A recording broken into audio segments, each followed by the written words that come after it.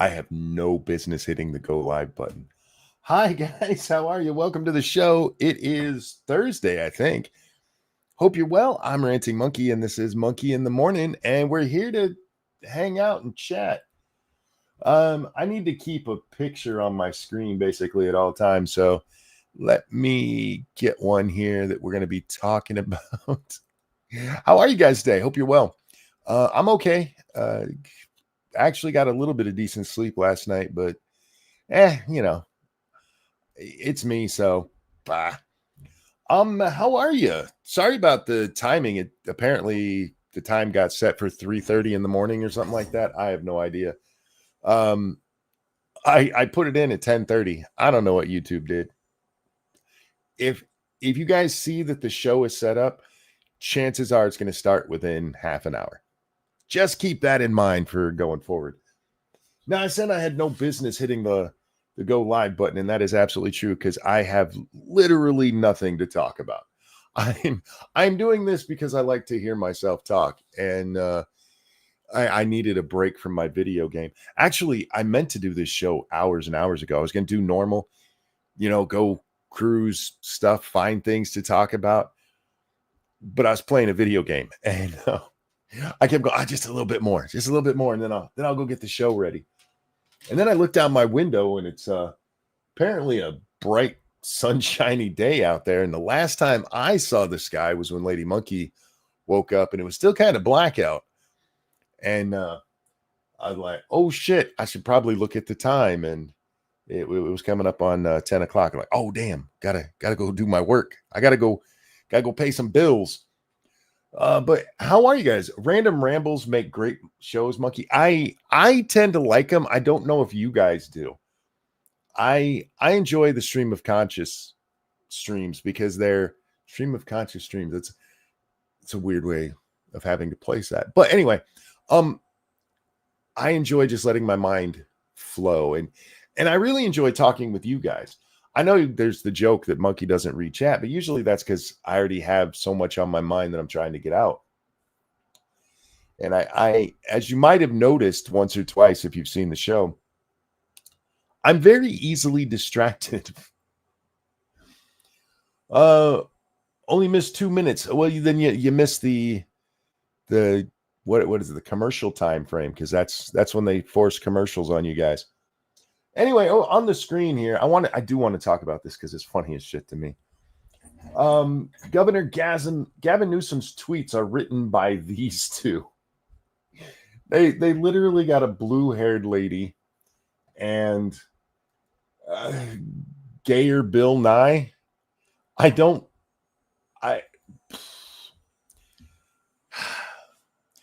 left doesn't understand. They just don't understand.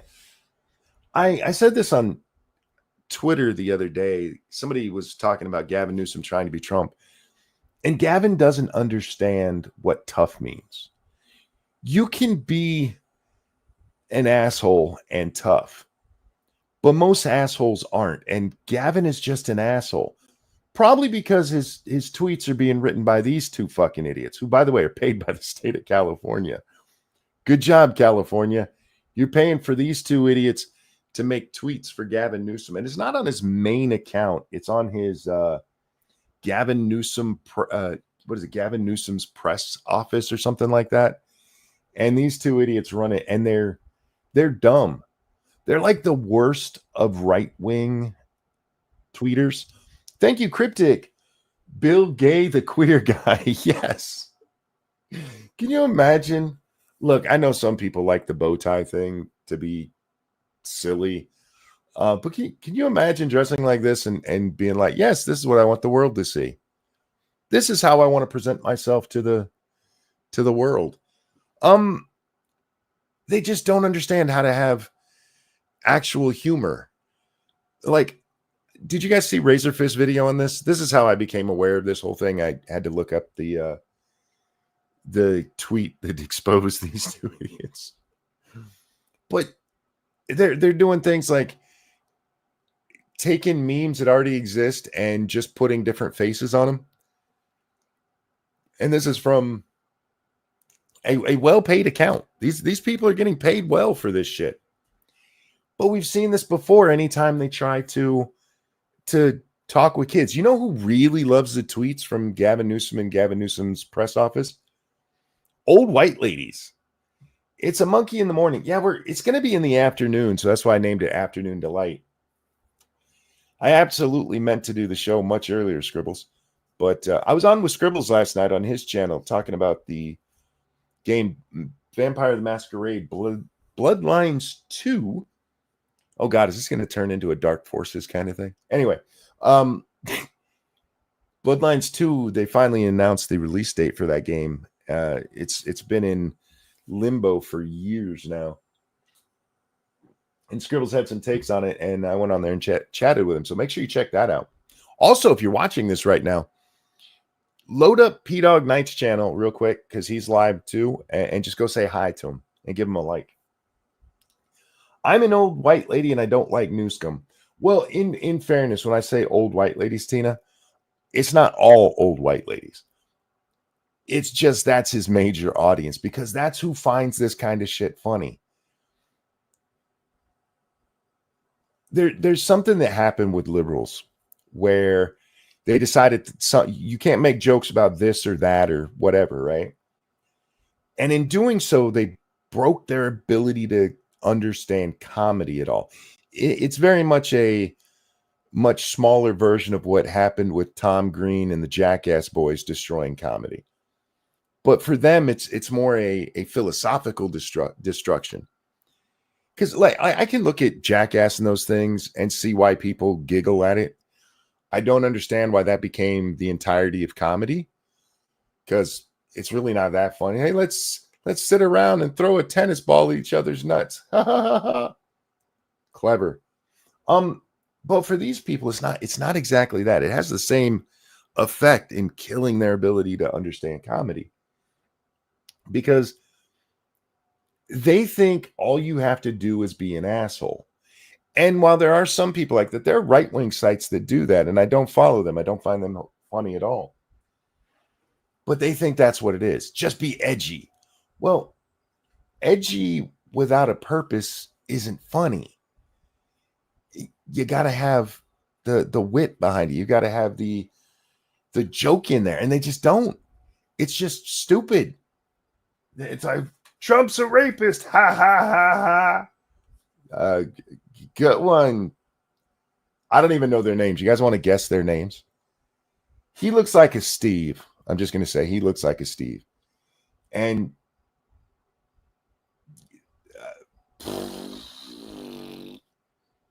would it be wrong to say Fatima?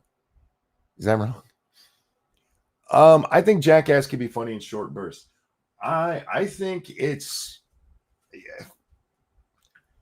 the kind of you know what it was? You know what Jackass is?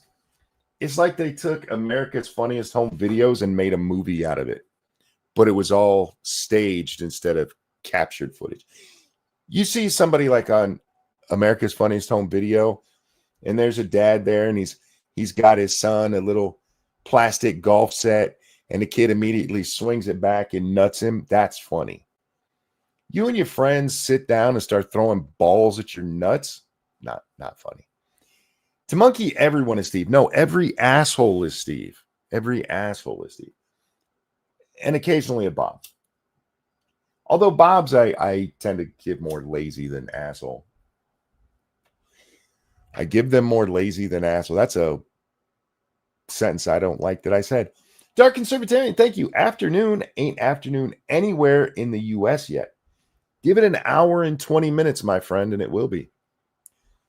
About 9 minutes behind. Catch up. I'll be here. Yeah.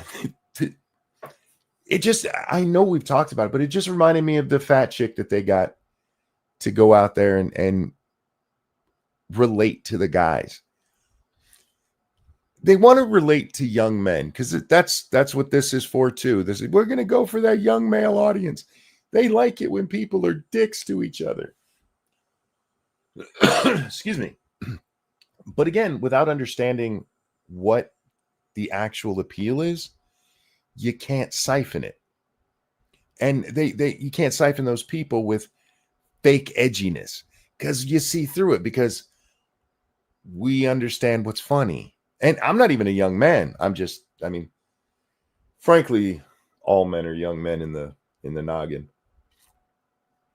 But okay, maybe not all men, because some men grow up and they think that I gotta be stuffy now. Okay, Steve.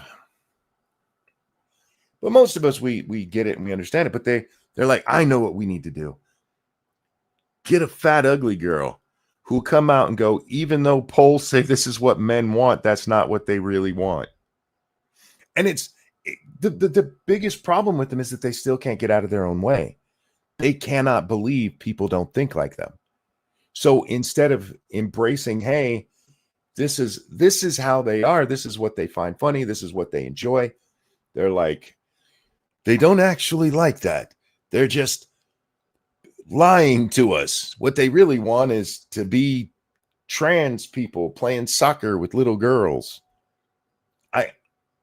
I don't know how they're this bad at this. I mean, there are people who are literally paid to go out there and find out what people think and want. And somehow they get this information and they're like, nah, couldn't be. I think I aged out of being a young man because I'm 30 now, but also a former young man. They would appeal to them if they stopped being liberal as a former young man. Yeah, look, I'm 50. Nobody's going to confuse me with a young man. And well, you know what? That's not true. If I was just typing in chat, how many of you guys have seen me in people's chats before? I haven't done it in a long, long time.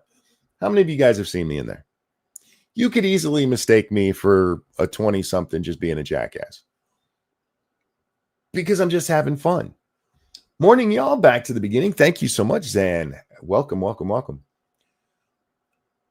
What I mean by saying, we're all young men in the head is that even the stuffiest people, okay, hashtag not all, but even the majority of the stuffiest men always wear a suit, tie.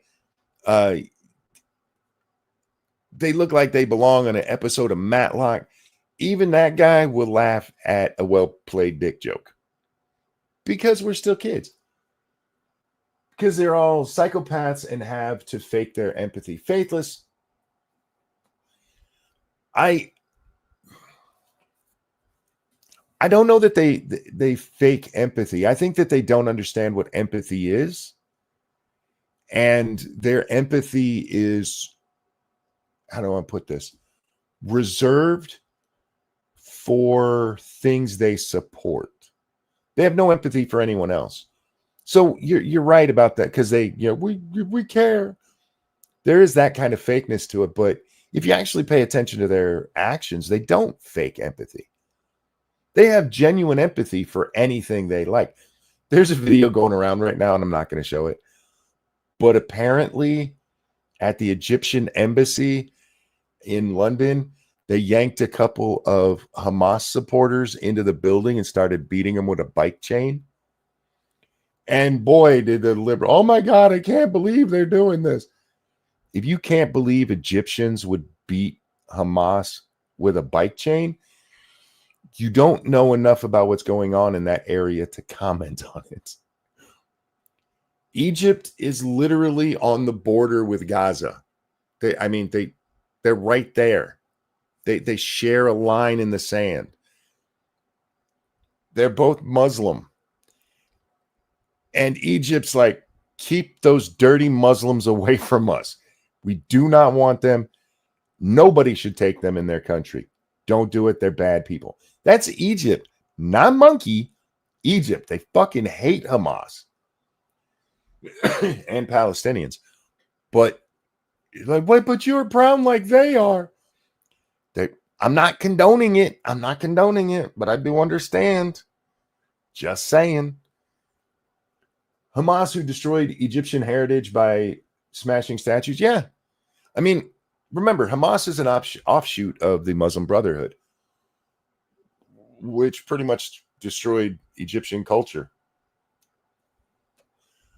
But Monkey, did you see the clip of the liberals in Egypt? Don't you know their breasts are empty? What? Do you know what that smells like? What the hell are you? I don't know what I just read. My ship babysitting my 86-year-old grandmother. Wait, that's a mother or grandmother? Hang on. Mother, 86-year-old mother with dementia. I'm sorry to hear she has that. Just sat down for her nap. It's like having a toddler. Doubt she will stay asleep until the end of the stream, so I'll probably end up jetting. I understand. It's very kind of you to take care of your mom like that. I'm sorry you're going through that. 86, man. You know, when people pass away at an older age, it's always like, oh, damn, sorry, people die. But if I make it to 86, I want everybody to just be like, I can't believe that motherfucker lasted that long. Because that's how I'm going to be. If I die at 86 on my deathbed, you know, I'll be like, I won. That'll be my final words. I won. That's. I would look at my wife and be like, I love you. I won.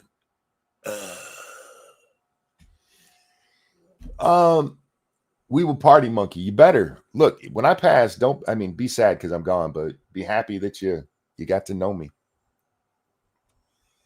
It's got my full 100% VA disability. Nice. It's for front row parking permit now. Nice. Good job. I've seriously considered going and getting my my handicap license plate because I could get one. And there's days where I'm like, that is a long way to the door. But I still feel I'd feel like I was cheating people. When it gets worse, I will. Your final words will be about your dick. If I think about it, I will. I absolutely will. Scared and pissed off. What? Scared for surgery on the first, pissed at my bank for not letting me know or not letting me use my money the way I want. Dude, is your bank doing one of those things where they're like, hey, no. My bank is actually pretty good. We haven't had any issues, but I've heard of that. What are you having surgery for? You don't have to tell me if you don't want to. Surgery, don't be scared of surgery. I was never scared for either of my surgeries. I know you're supposed to be. And I mean, they're like going into my neck and stuff. They nick wrong. They're playing with my spinal cord. They nick wrong. And I'm at best a paraplegia or quadriplegia because it's in my neck. But I wasn't scared going into those. It was just like, yeah, let's do this. I get more scared of like I'm having a little bit of trouble breathing and I have to just go to the regular doctor to find out what's wrong with me because I know one day it's gonna be like, you have cancer, smoker. So that worries me much more than my surgeries did. My first surgery, they scared the shit out of Lady Monkey because it was supposed to be like a 3-hour surgery and I got bumped for some reason, but it was after they gave me anesthesia. So they already take me back and maybe it was supposed to be like an hour or two and it ended up being well over 3 hours, whatever it was. Nobody went and told her. Hey, we had to push him back just a little bit. Don't panic. So she's sitting there. Hours are dragging on. I'm supposed to be out and they just didn't tell it because doctors are shitbags, man. I get it. They're busy, but couldn't you be like, hey, we should probably because they all knew my wife was there. We should go tell his wife that this is going to be a little bit longer than we thought. I don't know what I got bumped for either. I hope it was for like emergency breast enhancement or something like that. But yeah, surgery doesn't scare me. And I guess it should. I kind of like when you go out too. How many of you guys have been put under anesthesia? I love when they're like, all right, count backwards from 10. Some will go count backwards from 100. You know how far I've made it? I've made it to 9. That's as far as I've ever made it. Because the second time I was like, I've been under anesthesia 4 times, I think. 3 that I remember very well. Once for a colonoscopy and then the 2 surgeries. But the last one, I'm like, I'm gonna make it to 5. I made it to no. I don't know what they give you, but that shit works quick. That must be like what Dexter gave people. Yeah, you just go.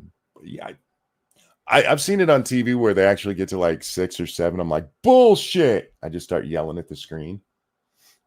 Had surgery on my broken thumb last month. Ouch. Do they put you out for that or they just localize it? I don't know what you're saying there. Did you? I woke up from surgery still counting backwards.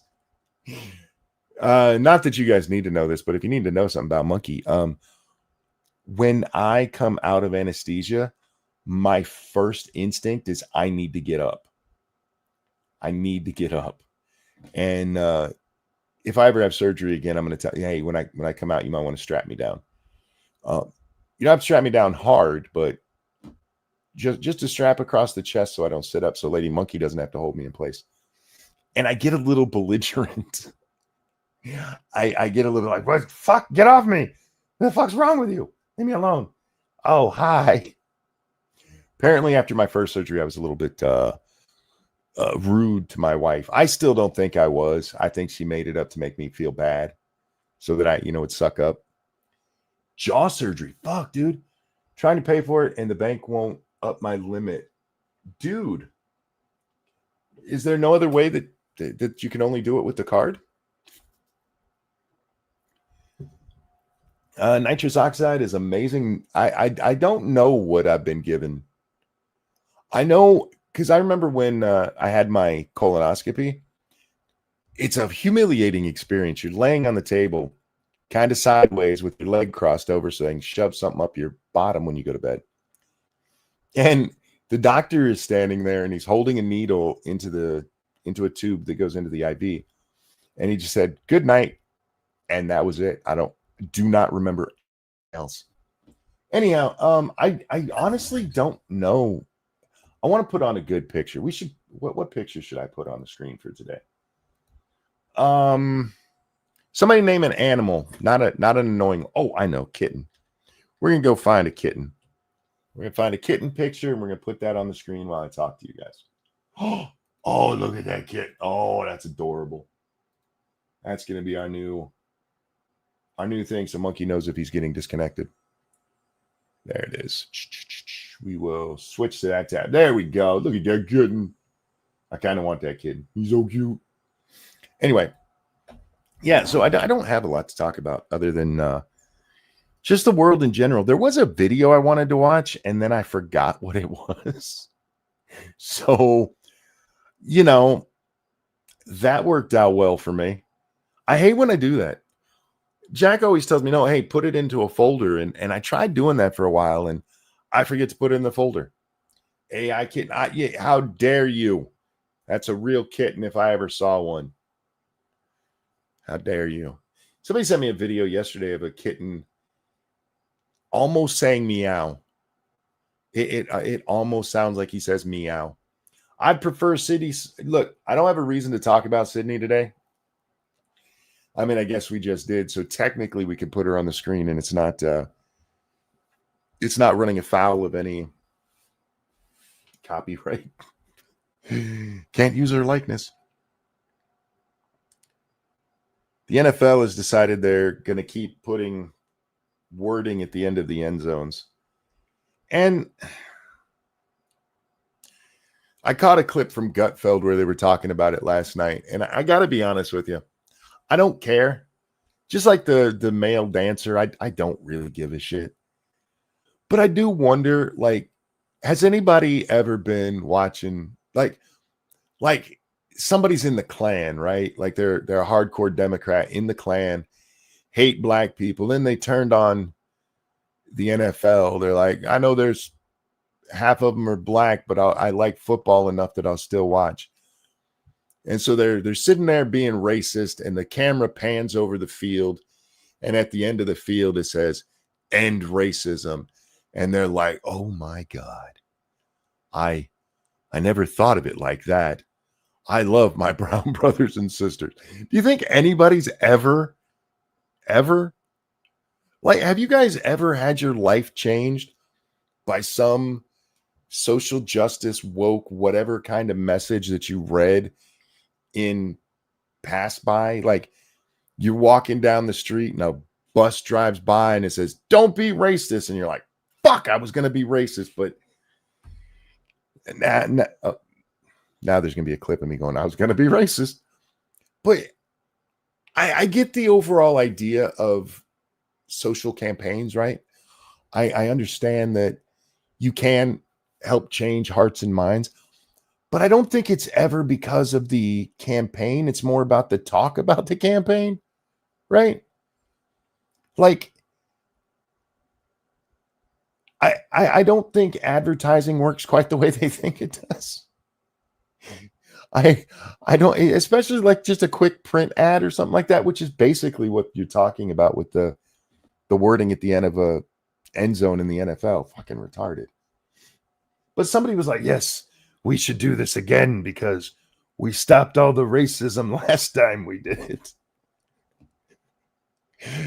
I mean, I don't hate the idea of stop racism. I think that's a great idea and a great goal. But are you really accomplishing anything with it? My first thought is always don't tell me what to do. I'm like that with a lot of things, Izzy. But I guess if I was racist, I'd be like, hey, but I'm not racist, so I don't care. Right? Now, if they were like, stop eating ranch, I'd be like, go fuck yourself. I don't care that you said it, but I'm not listening to you. I'm going to drink a bottle of ranch just to prove you wrong. Still 4 minutes behind my first surgery. I woke up as they were taking the intubation out. Ooh, sheer panic. My last one, I don't know what they did with the intubation tube, but I still have problems. They scarred my throat. And just to give you an example, I took 4 Motrin the other day. Popped them in my mouth, took a big swig, and it got caught on whatever scarring they did. And I had to kind of hack it up like a fur ball. I tried drinking more to wash it down, and it just wouldn't go down. And so food and stuff gets stuck on it all the time. I don't remember having it, but I know it happened. But I was awake when they took out the catheter, which is one of the weirdest feelings I've ever felt in my life. Okay. You guys ever, okay, this is going to be gross. You ever pick your nose and like a booger comes from the back of your skull and you're like, "Argh," and it feels both amazing and disturbing at the same time? Imagine that in your privates, because it's kind of like that, but with more pain. Maybe we shouldn't talk about taking catheters out on stream. Anyway, yeah, I did wake up during my first surgery, and those dirty little bastards, as soon as I woke up, they had somebody in there. Do you remember anything from your surgery? I'm like, no. And then it was a little while later, I have a very distinct memory of somebody going, oh my God, he's awake. And so I'm on it. And I don't know what they said, like the I'm on it, but I remember vividly, oh my God, he's awake. And I remember looking up in the operating room, and that's it. And then I went right back out. No pain. I didn't panic or anything because it was that fast. And I was still under the effects of anesthesia. They're lucky that I didn't try standing up. But yeah, I was awake for half a second. And those little bastards left something in me. That feeling made me question everything. That feels good, right? Catheter removal, Genesis. Yeah, it's a weird feeling. I don't want to ever be awake when they put it in. Thankfully, I've never had to go through that. But that was the first time. I don't know how many times I've been cathed. I've only been out, like I said, 3 or 4 times. I'm imagining they did it for both of my surgeries. But yeah, for the second one, they're like, we got to remove your catheter. This is going to feel. Well, how did she say it? It was a him, actually. Was it a him? I don't remember the person. I was still coming out of anesthesia when they did it. And they said something like, you're going to feel pressure or something like that. Doctors use the word pressure a lot when they should be telling you that they're about to do something horrible to you. Like, you're going to feel a little pressure. Like, that's your finger in my butt. That's not a little pressure. Maybe a false memory because they usually tape your eyes shut. Do they for just regular surgery? Why would they tape your eyes shut? I woke up during an upper GI. Not oh. Did I ever tell you about when I had to get my I had to get the rear end looked at. I was having rear end troubles. Turned out being diverticulitis. We're not going to get back into what that is. But my doctor tells me that I'm going in for an upper GI. Like, oh, okay, cool. And I get there, and the guy goes, "You're here for the lower GI, right?" I'm like, what? What? I'm like, I don't think so. That's not what he said to me. Which is probably good that my doctor lied to me about it, because if he told me what they were going to do to me, I probably wouldn't have gone. But I was already there, and well, let's just say they violated me. I've been violated medically. Not violated in a, oh my God, I should call the police kind of way, but in the medical kind of violation. And yeah. The last time I had surgery, when I woke up, I had sounded like a sheep when I asked for my mom. Nice. You can feel a bit of pressure. Major pain flashback. Oh, from like the movie? I don't know if I watched the movie Major Pain once when it first came out on video. And yes, I mean video. It was on a VHS back in the day. And I was so unimpressed with it, I've never watched it again. It's like Blank Man. I love the Wayans brothers. I think they're funny as fuck. And when they are on, they are on. And when they are off, oof. I didn't care for Major Pain, and I did not like Blank Man. And it sucks that those are both Damon movies. I didn't like the one with the midget that Marlon and Sean did. I like white chicks. I'm Gonna Get You, Sucker is one of my favorite movies of all time. My son the other day, I had to correct him because he was trying to remember the rib scene, and he, in his mind, he mixed it up with Don't Be a Menace. I'm like, no, how dare you? That is from the GOAT of all black parody movies.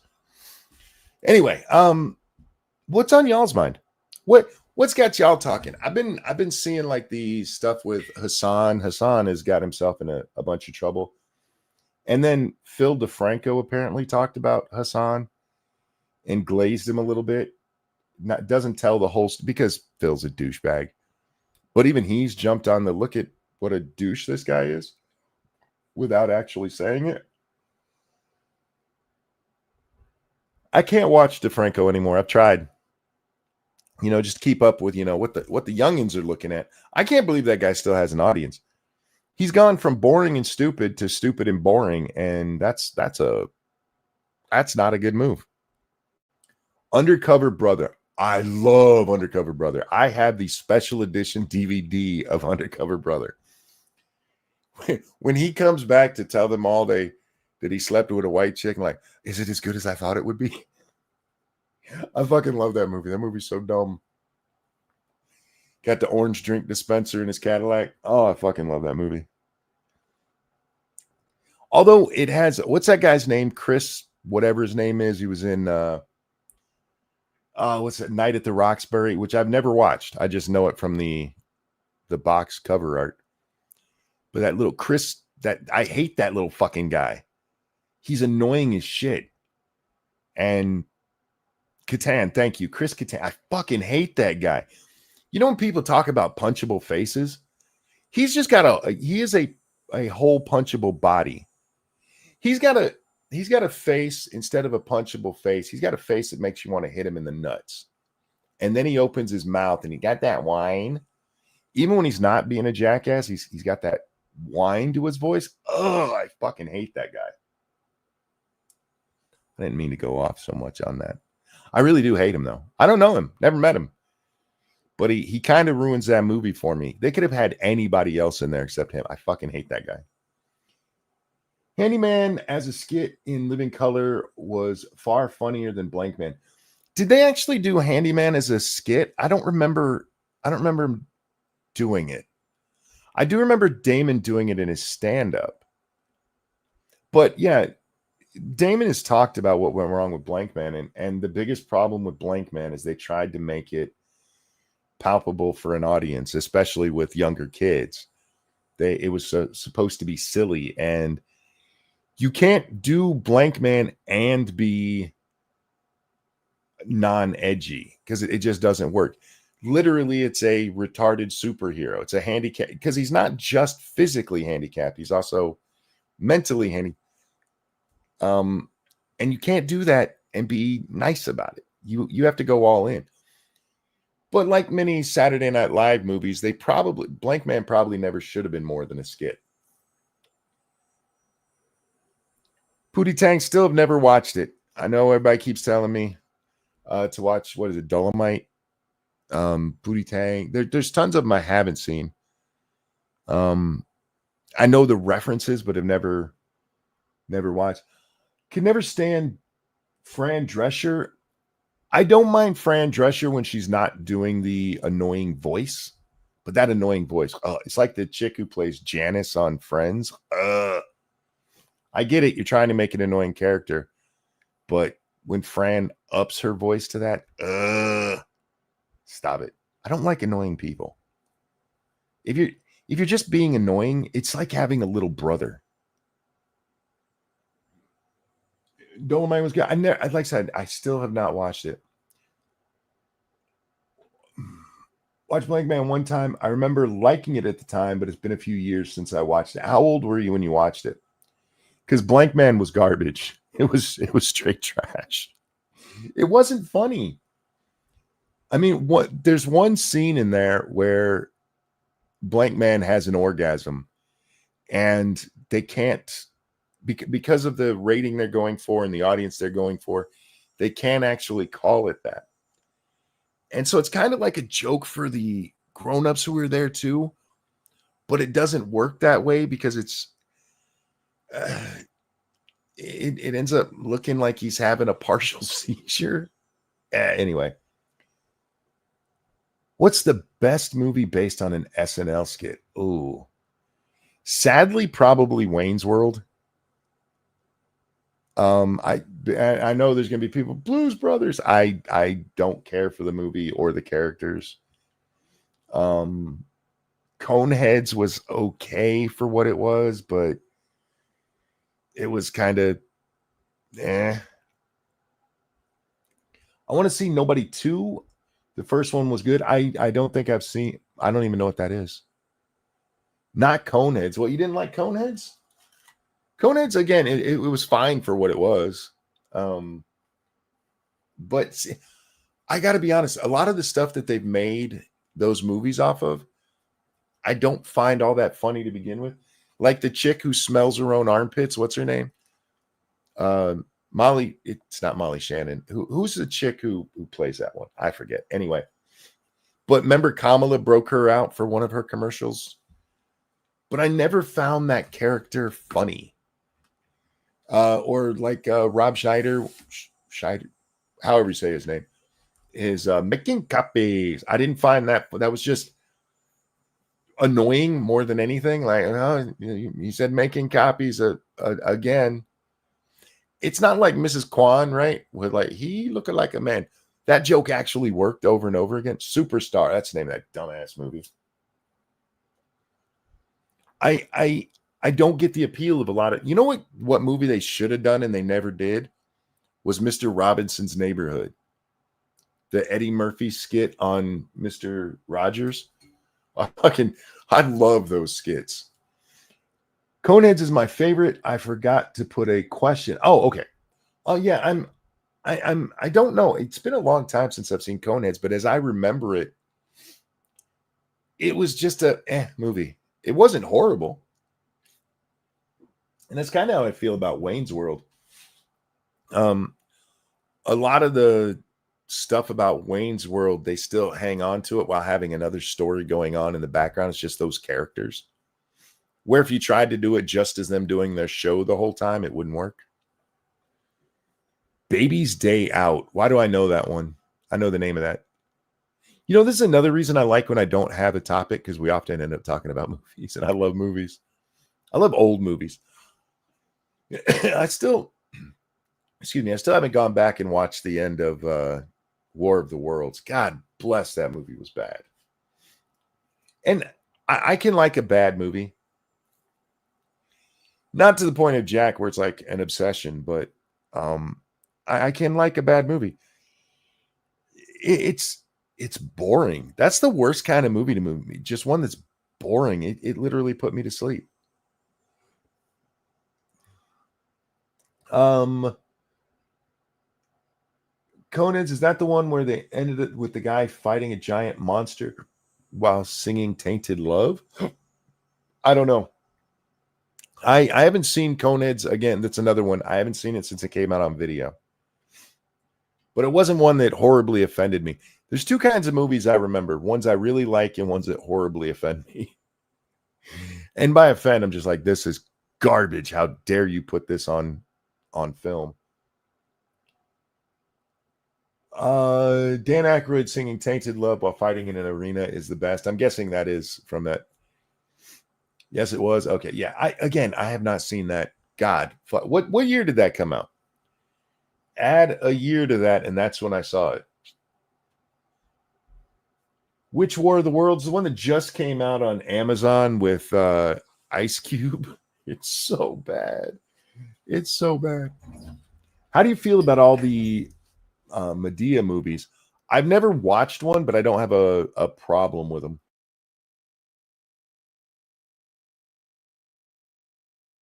Sorry, y'all. I had a booger.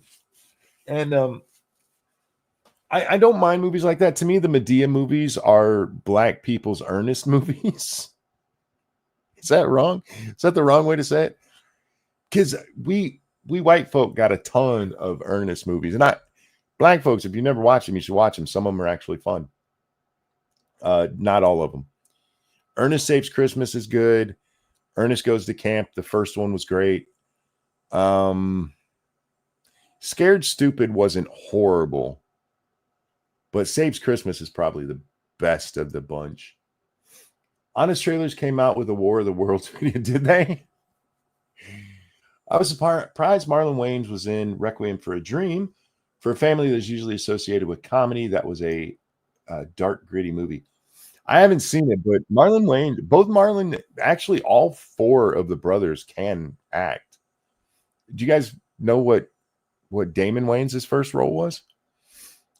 Cryptic, thank you. Morgan Freeman on How to Stop Racism. Stop talking about it. Yes, and he was right. He was absolutely right. Ernest Goes to Jail. That one was okay. Look, the Ernest movies were just silly. And I grew up where Marva Made Milk was sold. So I got to know Ernest P. Worrell way before people on the West Coast did. Yeah, he used to do milk commercials, y'all. And they're like, you know what? We should make movies out of this. Ernest was on top till we got Space Invaders. I don't know if I've seen Space Invaders.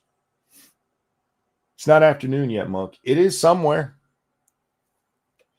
If you're in the middle of the Atlantic Ocean, it's afternoon already. You know what I mean, Burn? Yes, you know what I mean, Burn. I love the Marva Made Milk commercials. Those are great.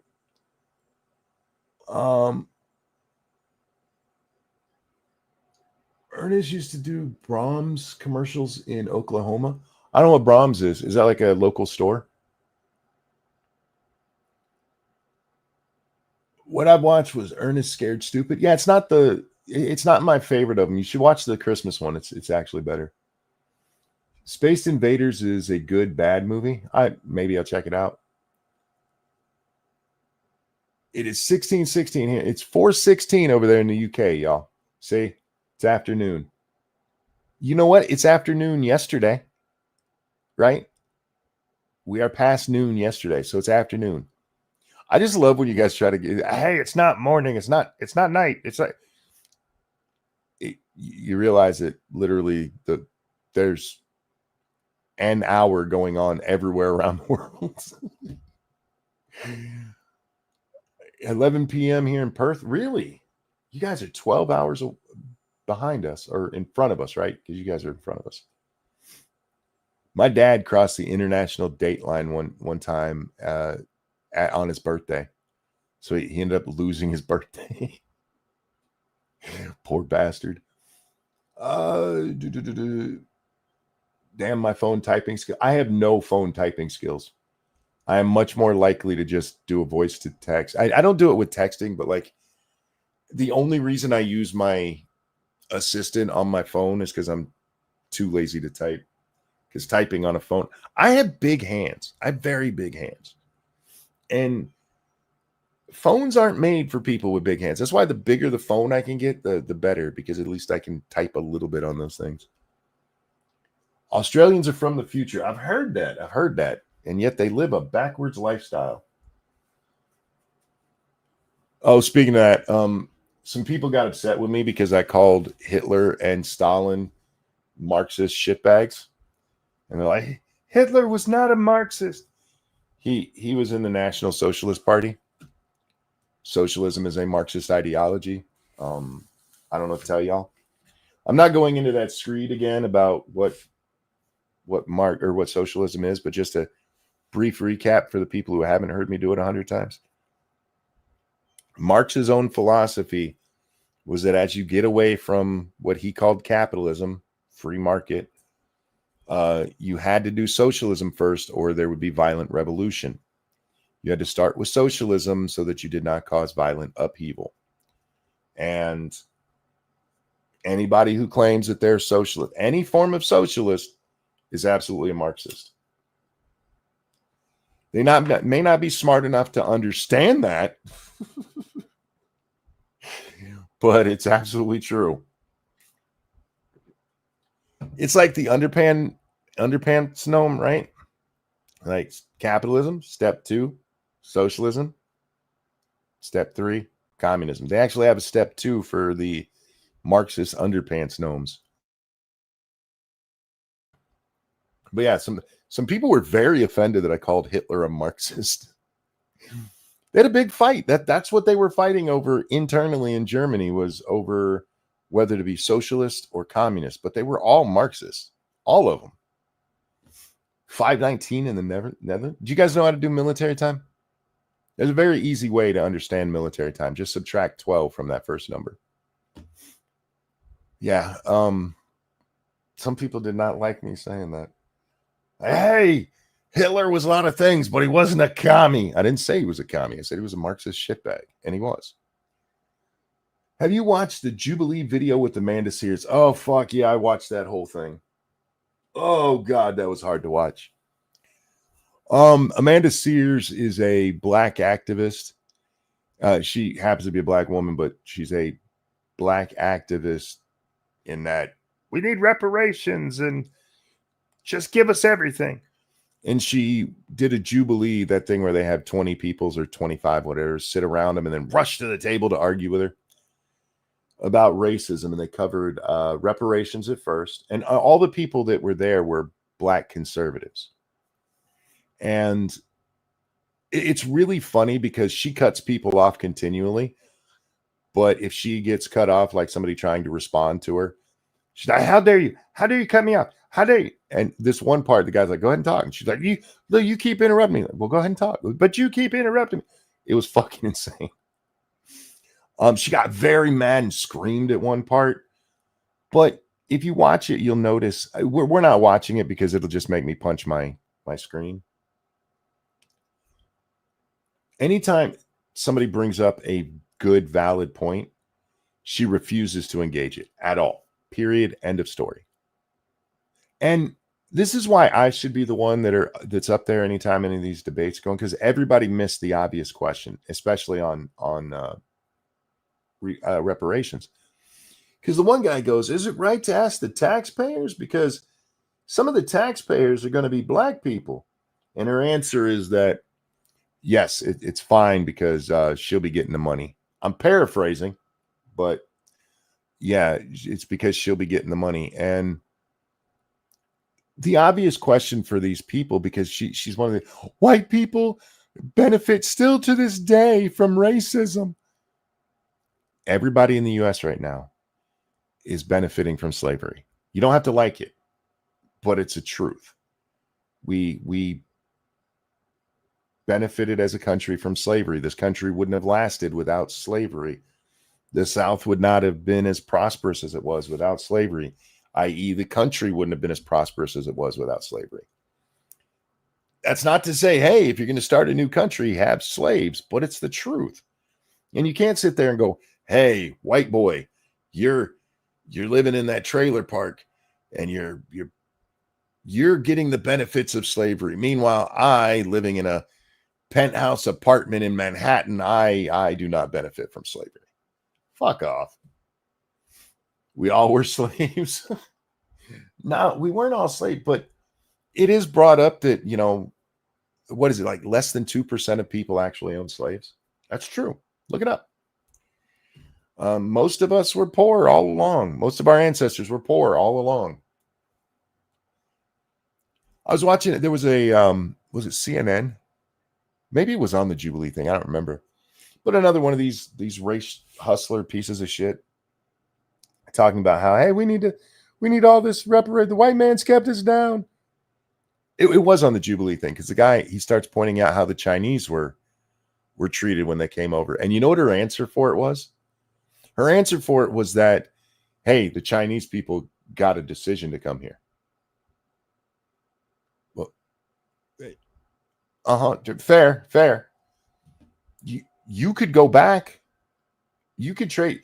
Her mom's from Grenada. I don't know where her dad's originally from. You could pick one of those countries and go back. You're a rich ass woman. Go back. The ones who owned slaves were the rich people. Yeah, because they were expensive. They get into an argument just briefly because she won't engage anything real about how slaves were captured and sold. And somebody's pointing out to her that it was mostly through Africans selling their brethren. That's what happened. There was some of it with the, let's call them North African, the Muslim population, the Saudis and such. There was part of that. There was definitely some Middle Eastern interference, but a large portion of it just came from, there were not honkies running across the Serengeti with big Negro catching nets. That's not how they did it. The people who were sold into slavery typically were taken over by another tribe, and they would sell off the men that they didn't want to use as their own slaves. They kept slaves themselves. I had to step outside. Is this the Amanda Seales video? Yes, it is. Understatement. And dear God, are you the one who sent me that? Because if it is, fuck you. But I did. Somebody sent me a clip and I went and watched the whole goddamn thing. And oh my God, it was annoying. It was bad. And the people that got to ask questions, the one younger kid who's the child, he's actually an immigrant himself, but he came over here as a child with his parents. He was okay. He's on the right path to intelligence. But he gets to come up a couple of times, and in the later part where they've already changed the subject, he wants to go back to the previous subject. You can beat her ass with let the hate flow through you. Fuck you, understand. Please understand, guys. He knows I love him. Understatement is the person that I probably argue with the most online. Believe it or not, that's true. Most people will have an argument with me, and then they're like, fuck Monkey, fuck him. And it's one of the things I love about Understatement is that me and him, we can have a passionate disagreement and then be laughing about other shit the next minute. And you guys should strive to be more like him. Not saying you guys aren't, but if you're not, you know who would benefit from that greatly? Somebody like Amanda Seales. Because that bitch is just in her own little world, won't listen to anything else. That's also a reason I like arguing on Twitter. Because arguing on Twitter, it's a lot better than arguing face-to-face. I know that might sound counterintuitive. But if you're arguing face-to-face, your argument can be cut off midway. Monkey arguing? Never. I'd love to argue. I've told you guys that story, right? When I worked at the shop, me and the boss got into a big-ass argument. Because one of his little friends, who was my underling, talked some shit, and I went to him like, you need to do something. And he decided I was the problem. So we sat there, we argued for like an hour and a half. And the next day he went to my friend, because my best friend worked with me there. And he goes, man, he just kept arguing. And my best friend looked at him and said, don't argue with him. He goes, what? He goes, don't argue with him. He does it for fun. And I always have. I've told you guys before, I used to just to fuck with my older brother. He could have been like, at the time, we both had a huge crush on Alyssa Milano back in her days in Commando and Who's the Boss? Don't worry. It was age appropriate. We were young. But he could have been like, Alyssa Milano's cute. And if I was in the right mood, I'm like, that bitch is ugly.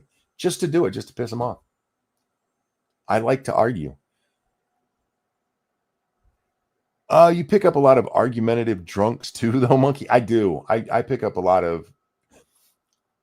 The other thing I like about Understatement is while me and him, we disagree, and I don't know that I've ever changed his mind on anything.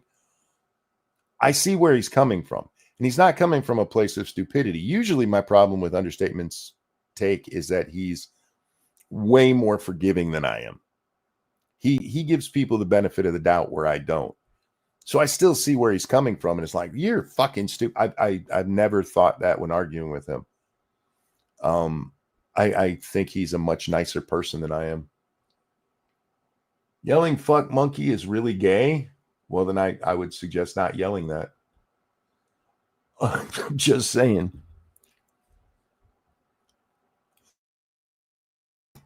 Sorry, I had to cough and wanted to mute.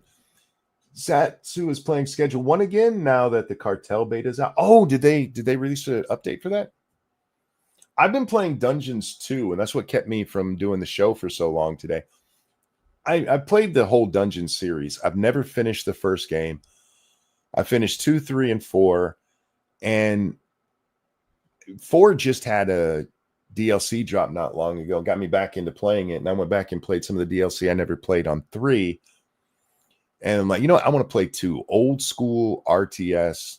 I want to go play that. And I loaded that one up, played through the campaign, and then noticed that I had DLC for it that I must have got with the bundle when I picked it up that I've never played. And so I was playing through that. I'm on the last mission, and I'm like, fuck, I need to go do a show because I saw Sun. You should write, let the hate flow through you on the picture next to the kitty. I don't write very much anymore. I love to write. It's a great way to get my thoughts out, but I can't see what I'm writing very well because of the way my eyes are all fucked up. Kelly, can I get a birthday song for my son Connor? He turned 17 today. Connor, this one's for you. And a 1 and a 2. Happy birthday to you. Happy birthday to you. Happy birthday, dear Connor. Happy birthday to you. Happy birthday, Connor. I want you to listen to me. You're 17. It's your last year as a child. Enjoy it. At 17, 16, 15, we're always so desperate to grow up. Don't be. Time's going to march on. There's no reason to try to rush it. Enjoy your last year as a minor. Don't break any laws, but if you're going to, this is the year to do it. Nothing major because it goes on your juvenile record. But happy birthday. I hope you have a good one. Enjoy it. Anybody out there, tell your kids, enjoy it. Stop rushing. You'll be an adult soon enough. And that there's a great part of a great line in Community. Jeff's talking to Troy and he tells him, you're entering the final stage of life, but it's the longest stage. And if you do it right, the most fun. And I do agree with that. I'm not one of those people who's like, I wish I could be a child again. I hate adulting. I love being an adult.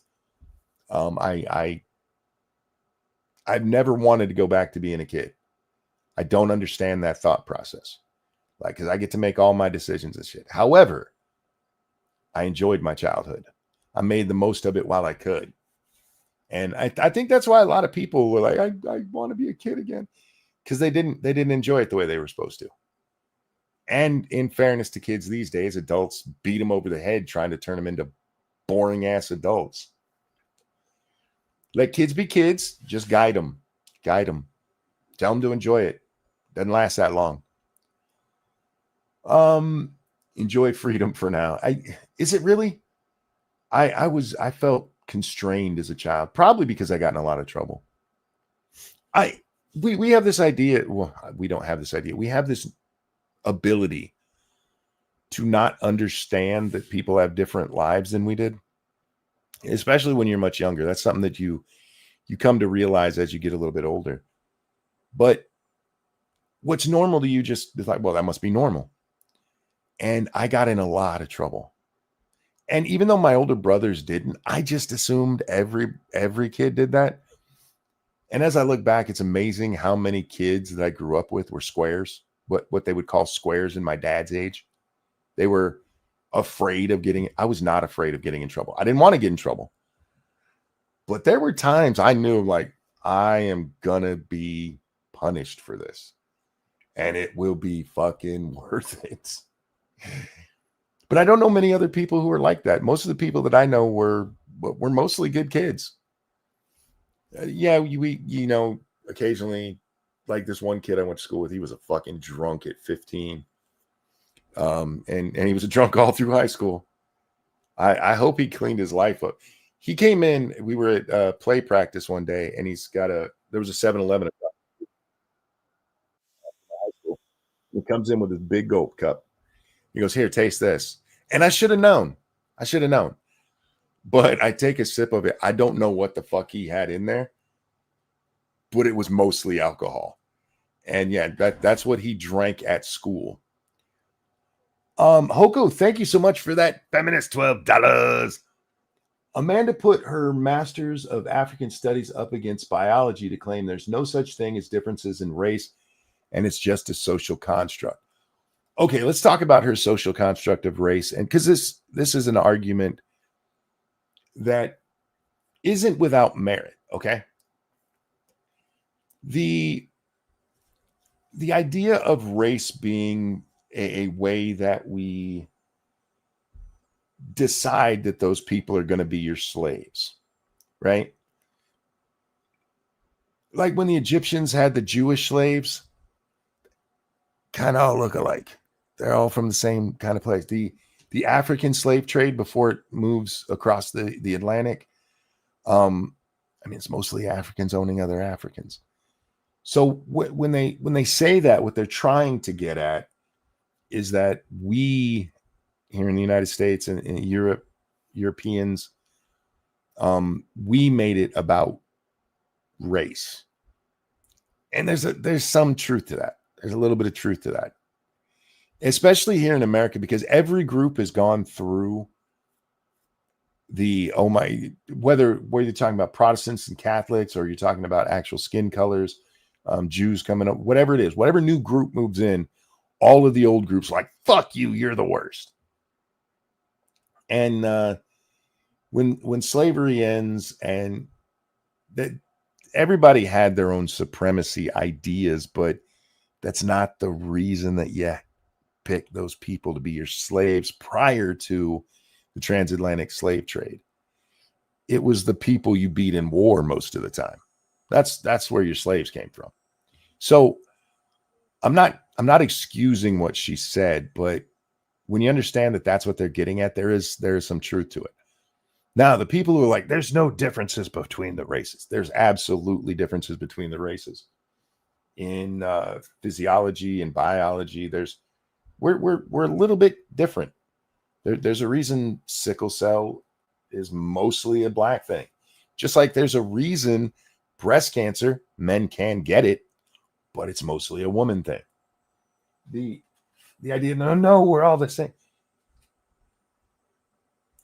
As we co-mix our genes, as you know, it's okay to race mix.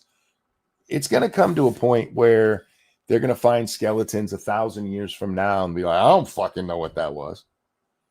Well, as of right now, we can look at the skeletons and be like, yeah, this was a black guy. You can tell because of the shape of the skull, or this is a white guy. You can tell because of the shape of the skull. This was a woman. You can tell because of the pelvic bone. We're different. African people were chosen because they could handle the tropics, They tried with whites, but they kept dying. Yeah, that's why I say there's some truth to it.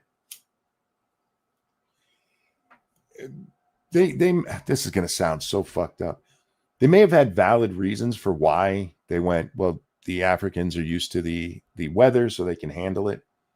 But when it comes to coming to the United States and the racism that springs up out of that is a uniquely transatlantic slave trade kind of thing that comes about. That doesn't mean before that people didn't understand what Asian meant, although they would use Oriental. Didn't mean they didn't understand black and white are different. It's not like they were like, I couldn't see the pigmentation of his skin until 1776. You know what I mean?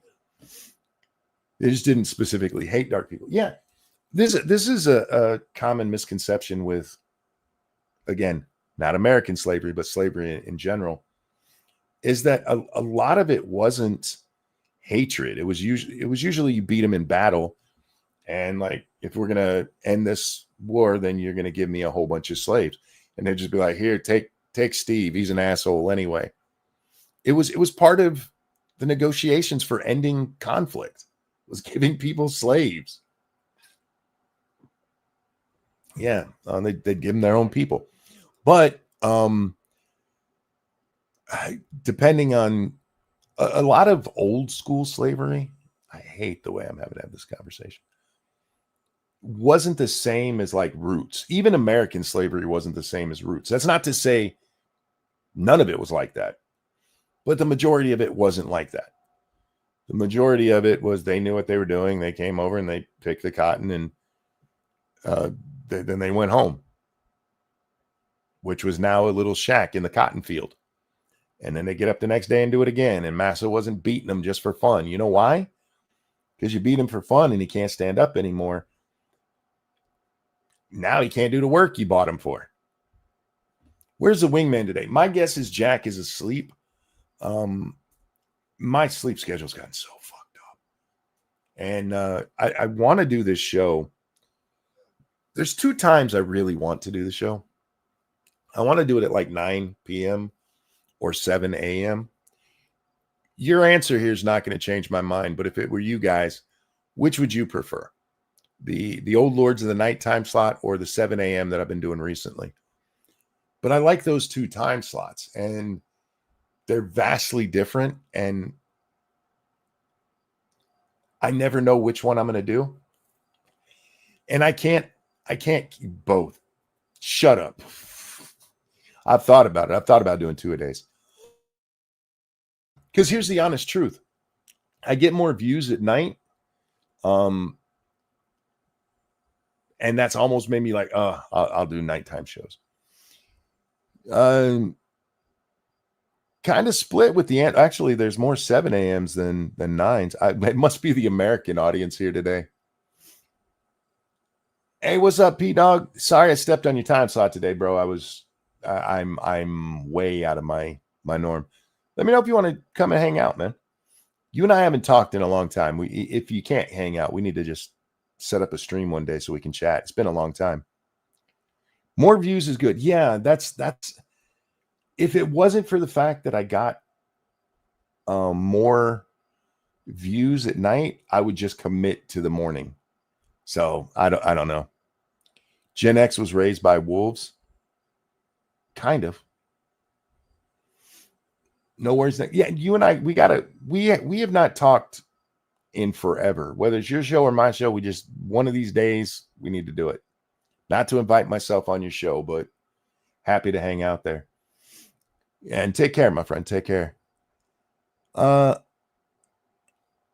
too ugly to do day work. Wow. Were you saying that about me? Because I'm pretty. Real questions. When the next game stream? That is something soon. I know nobody likes to hear that, but with the way my internet has been, I wasn't doing it because I have to use the Starlink to game stream, and with the leaves out, I had issues. But they've launched a lot more satellites. We've been on the air right now for over an hour without any of the hiccups that I normally have. And I've only had like 2 or 3 per show. And they're short enough that I think YouTube won't cut off the stream. So at this point, it's just, I think I'm finally ready to do it. And I just need to buckle down, pick a game and stream. I've been playing tons of games, and I've okay. How many of you guys watch game streams? I'm just asking. I like game streams where the person talks the whole time.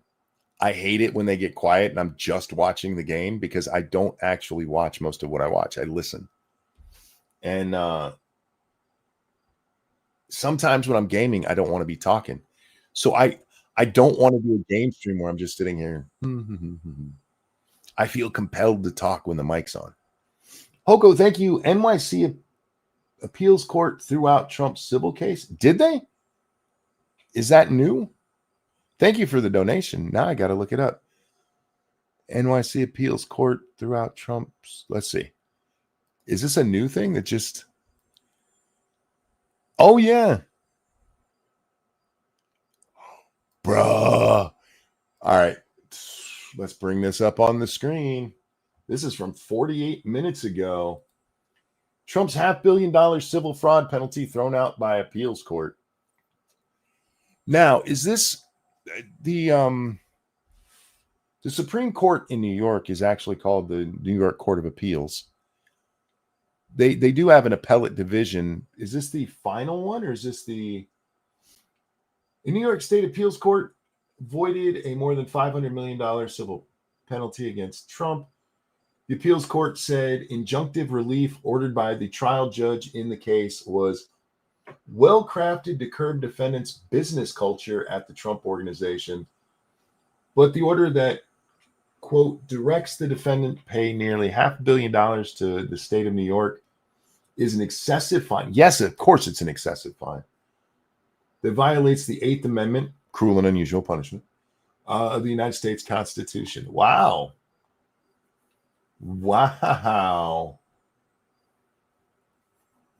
I'm really not shocked by this, but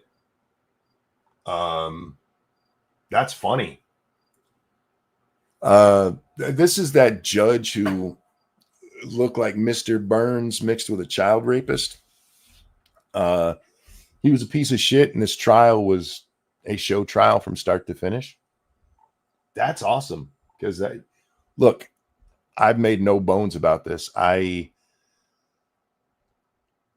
voted for Trump because of the lawfare against him. I don't think that the Democrats should be rewarded for what they did there. I think they should be punished for it, honestly.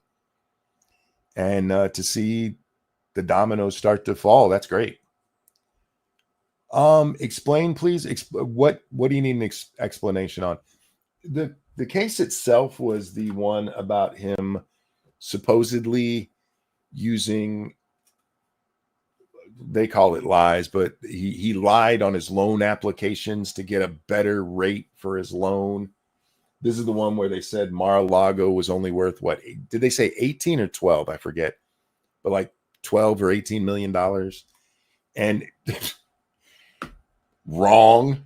But yeah, then they passed down this judgment. And what you need to know about this, one, it was a bullshit case from the beginning. Nobody was harmed here.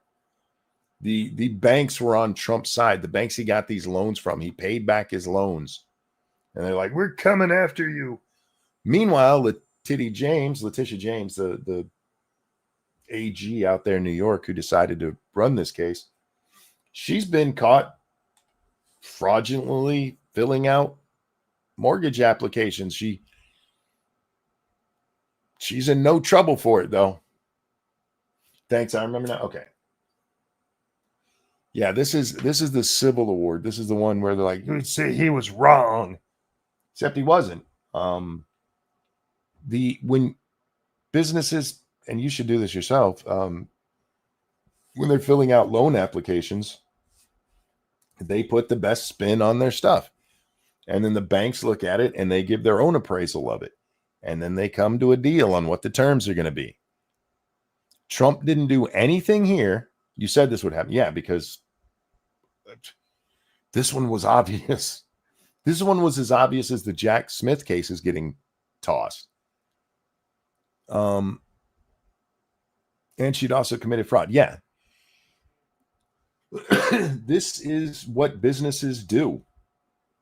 And this isn't like going down to your bank and being like, hey, I need a personal loan so I can get a new car.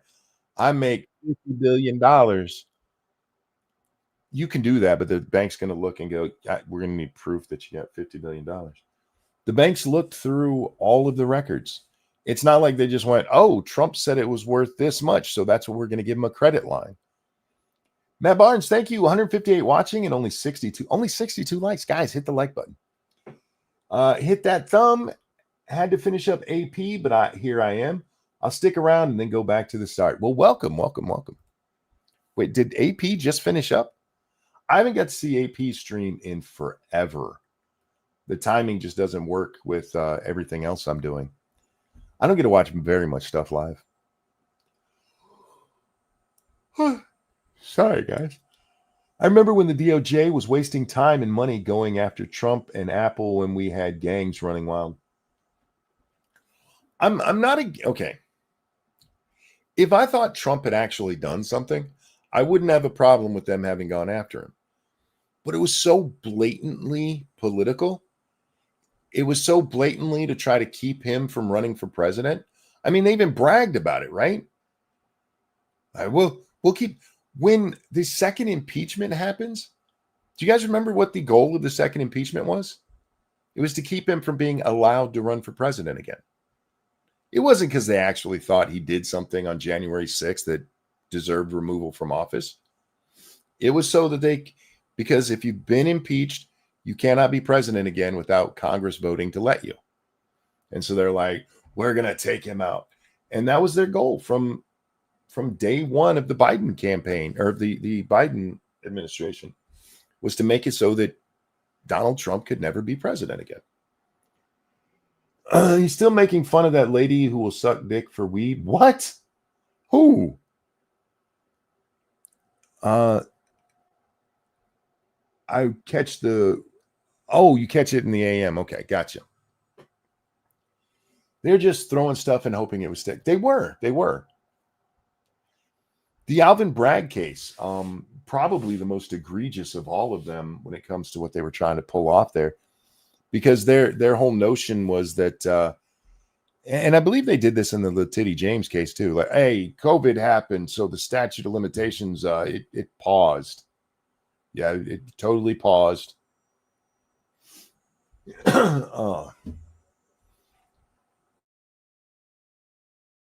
White lady. I don't know that I want to watch. Sorry, guys. It started to yawn, and my brain is going a little oopsie because of it.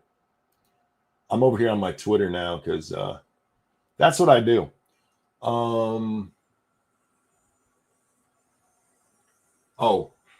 I got tweeted the story about this. Yeah. So look, I'm very happy that the New York court came down. There's going to be a whole bunch of idiots on the left being like, hey, I guess there's a two-tiered justice system. There is, but this isn't an example of it. It's not. This is the right call. And again, I don't have a problem with them going after him if he actually did something. It's like with the January 6th stuff. The worst you can say about Donald Trump on January 6th is that he drug his feet a little. That maybe, and I'm giving the worst interpretation I can and still be valid, okay? So the worst you can say that he did that day was drag his feet because he was enjoying some chaos after what he believes they pulled. That's it. He didn't tell them to go attack the Capitol. In fact, there was a rally planned. When he says, I would march there with you, he's talking about a planned rally on I forget which lawn it is. If I remember correct, it's like the northeast side of the Capitol building. There was a scheduled protest there. And he told them, go and be peaceful. And no, he clearly knew it was his doing. But they didn't even believe it because their whole point was just to keep him from running for re-election. They didn't give a shit about anything else. He was leaving office. There was no reason to impeach him except to keep him from running again. And they even talked about it in news interviews and stuff. Their whole purpose, that's what it was. We got to keep. And then when the cases start coming out, right? Like the E. Jean Carroll case, one of the most annoying. Who was it? I saw somebody the other day talking about this. Oh, it was that Dean Withers asshole talking about the E. Jean Carroll case. And once again, this is why I should be the one arguing this shit, not random people on TikTok. But he brings up the E. Jean Carroll case. And anytime people bring it up, I ask them how many times she's been sexually assaulted. That's my new question for him. Do you guys know? 9. The answer is 9, even though she told 10 stories in her book about it. The whole reason that the Trump raped her in the Bergendorf's bathroom or whatever it's called, aside from her seeing a episode of Law and Order, but the whole reason that came to be is because a clip or a excerpt from her book comes out, and in it, it's 10 times that men did her wrong. There's actually only 9 assaults in there, but I think it's like number 5 and 6. 5, she goes to a camp, right? And one of the camp counselors feels her up. And then 6 is the next year she goes there and she's upset that the guy won't talk to him or talk to her. She's offended her rapist won't talk to her. I'm not making this shit up. You can go read it yourself. But her claims start with her being a child, a young child, and a friend of hers who she used to play a game with him where they would take hot embers from the fire and put it in each other's hair. It's a real story she tells. He would keep his toys in her hoo-ha. Yeah, it was like his personal purse for whatever. He'd like slip a G.I. Joe up in there. If you know how old she is, G.I. Joes at the time were the 12-inch dolls. This is the story she tells. And not one of her stories is believable at all. But Trump said, I would never fuck that. And she won a big ass defamation suit for that. And then you get the Alvin Bragg case for, what is it? Election interference. You want to be careful with that one, Alvin. Then you get the 2 Jack Smith ones, which one was January 6th. What was the other one? I forget what the other Jack Smith one was. And then you had the bitch down there, Fani Willis in Atlanta. And every bit of it was to keep him from running for president. That's it. So her no-no square is a pocket dimension, not something to brag about. Yeah, right? It's, I don't know. Well, I do know how the jury came to this. One, they get a friendly jury in a liberal place. But the reason that she won that case is because they didn't allow in all the evidence. I mean, I think we've even watched it on this show. Her claim of what happened at the department store literally comes from an episode of, I think it's a Special Victims Unit, but it's a Law and Order episode. And what's his name? Kevin. Oh shit, I can't think of his name. He's a comedian and an actor. He was in A Few Good Men with Tom Cruise. He was the other guy that was, the lawyer on Tom Cruise's side. He plays a guy who's accused of rape, and he tells a story about how him and his girlfriend like to role play, and one of the places that they role played him raping her at that same department store. It's not like he said, I raped her at a Walmart, in role play. It was literally the Bergendorfs, or what is it? It's a high-end store I'll never fucking go into, but yeah, she literally got it from there, and the judge would not let that in as evidence because they couldn't prove she saw it. Yeah, because people get raped in high-end department stores all the fucking time. I hate what that lady did to people who are real victims of SA. Already have enough problems without her crazy ramblings. I would say she should be ashamed, but she is delusional. Oh yeah, Kevin Pollak. Thank you. That's his name. He's actually not a bad comedian. I think I saw his, was it an HBO half-hour comedy hour? Or maybe it was HBO One Night Stand. I missed those. Bergendorf. She was not Bergendorf. How do you not allow that information in? Hey, do you watch Law and Order? Yeah. But this one you didn't see, and it just happens to be the same story. Sure. And have you guys ever read the story? I know people who've been on the show or with the show a long time have heard it. But for those of you who've never heard her tell of this rape, he supposedly asks her, they don't know each other very well. He's actually like friends with her husband. They've met once or twice. They're not friends, but he's there to buy a gift for whoever his wife was at the time. And he runs into her and asks her if she would try on some lingerie for him. And then he forces himself into the dressing room, and he pulls down her pantyhose and kind of pushes her up against something and slips his wiener in. Now, if you've ever seen a woman with panty, try this with the woman in your life. Have her get some pantyhose on and just pull them down mid-thigh, and standing face to face, try to get your wiener in there. The other thing she says is she's not even sure it went in, depending on which time she's telling the story. It's a complete fabrication. It's all a lie. But to the people who just hate Trump, no big deal. No big deal.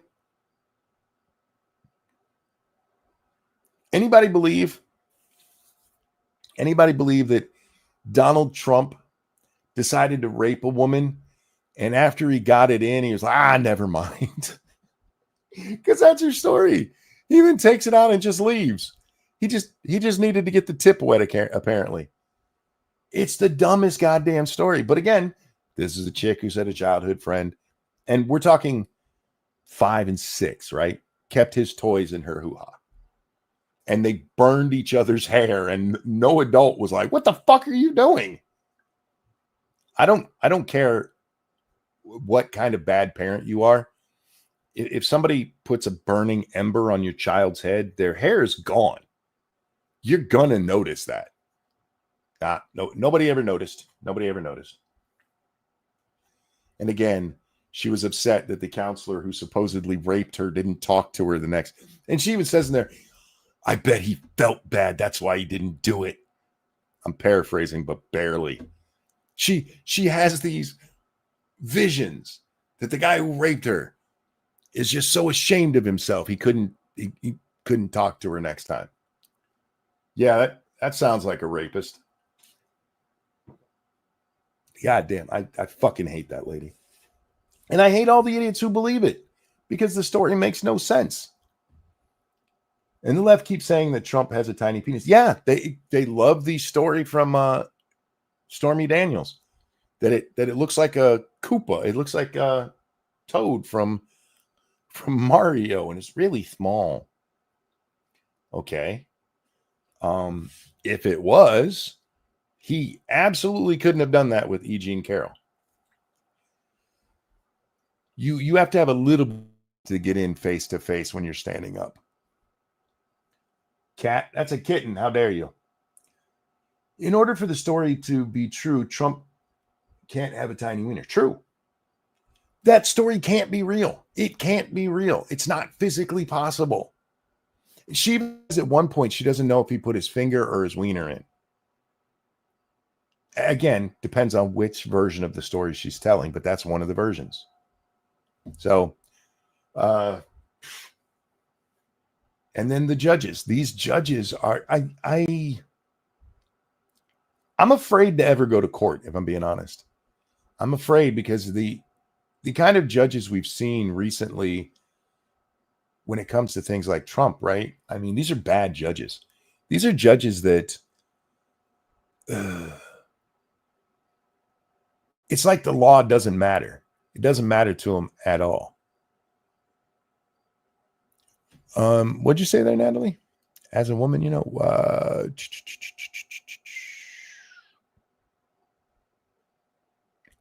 oh, as a woman, you know whether it was a finger or wiener. Gotcha. I'm with you now.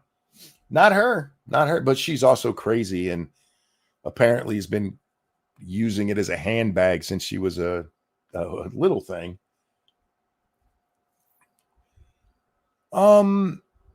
Less judges and more political pawns. Yeah, and this is one of the problems. Look, I'm not saying that the right picks good judges, because some of Trump's picks have made some really bad rulings too. But especially when it comes to the leftist judges that have been put up by like Obama and Biden, I watched some of the hearings, and one moment.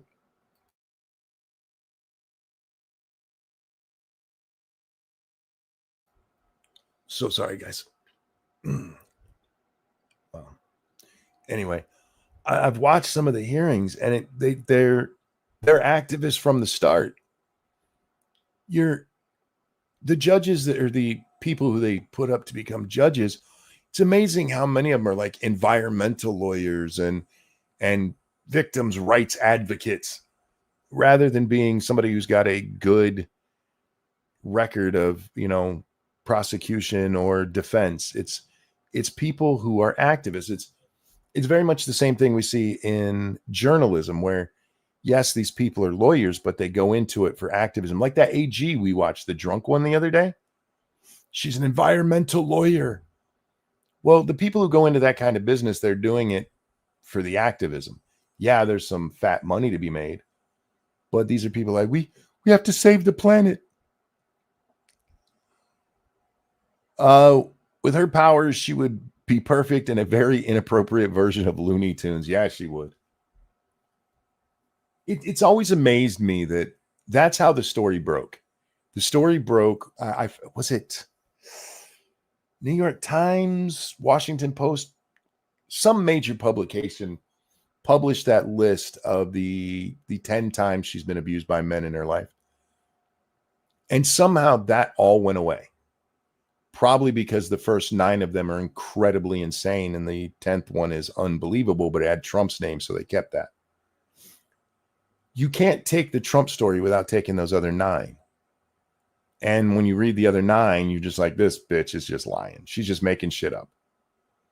She's literally, every guy who's ever seen her tried to pork her. And I don't know if you saw her. She's ugly as shit now. She wasn't all that attractive back then either. Not saying you have to be attractive to get assaulted, but to have that notion that everybody wants to assault you, you would think she would be like drop dead gorgeous, but nah, she was okay. Up in Canada, they try to protect the environment with arson. And if I go out into the woods for a fucking walk, I'll get a fine of 2,500 Canada's fuck. Yeah. Look, I've been telling y'all this for years. I've been saying it for decades. The environmental movement is bullshit. Global warming, not real. Man-made global warming is not real. I'm not saying that there's... What's with the kitten? I have to keep a picture on the screen so I know if I get disconnected.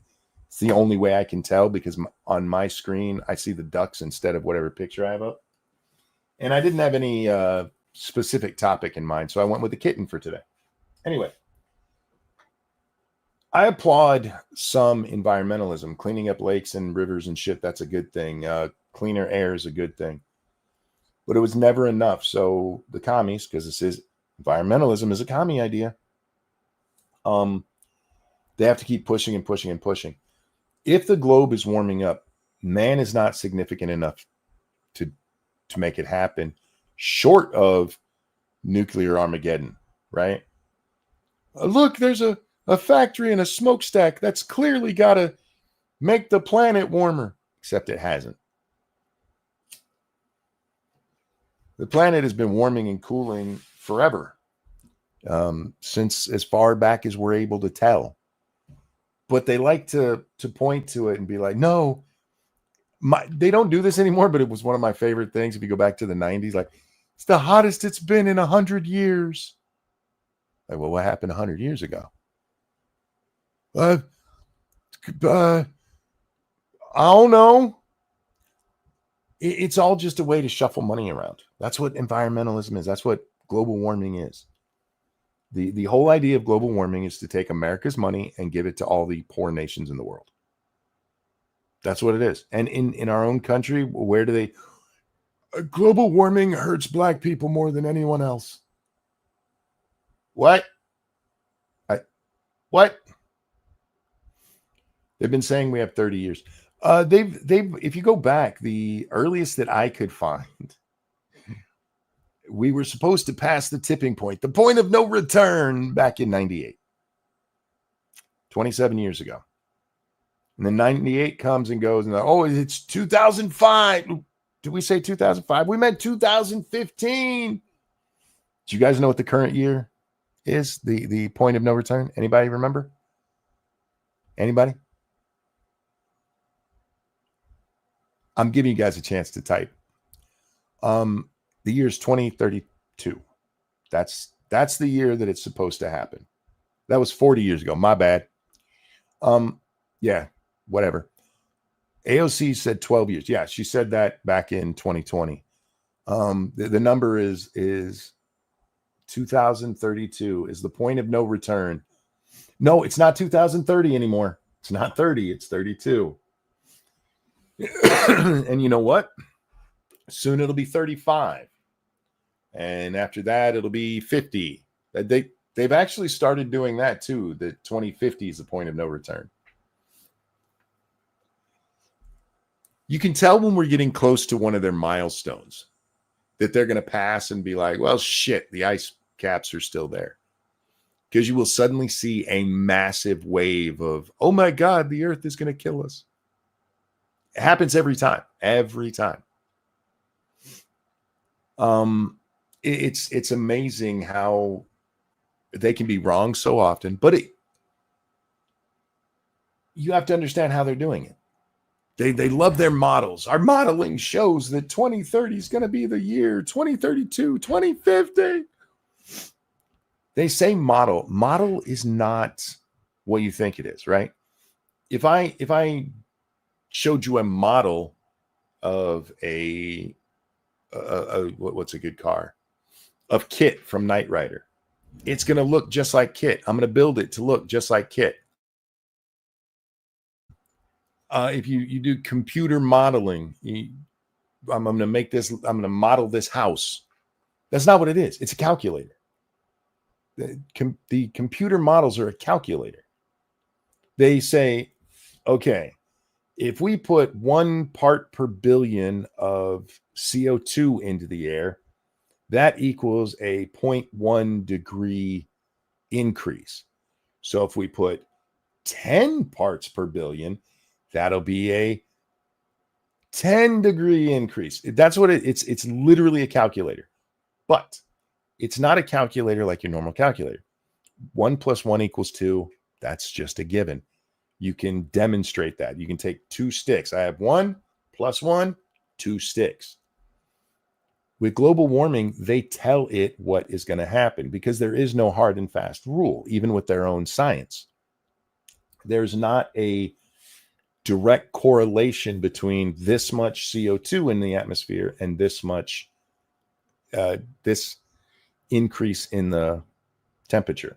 It doesn't exist. It's all made up. It's a broken calculator that doesn't show its work.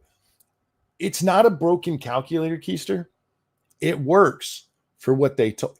If you program a calculator, say 1 + 1 = 3, the calculator's not broken. It's programmed badly, but it's giving you the answer that they told you should get when you do 1 + 1. And that's what this actually is. They decided what the increase was.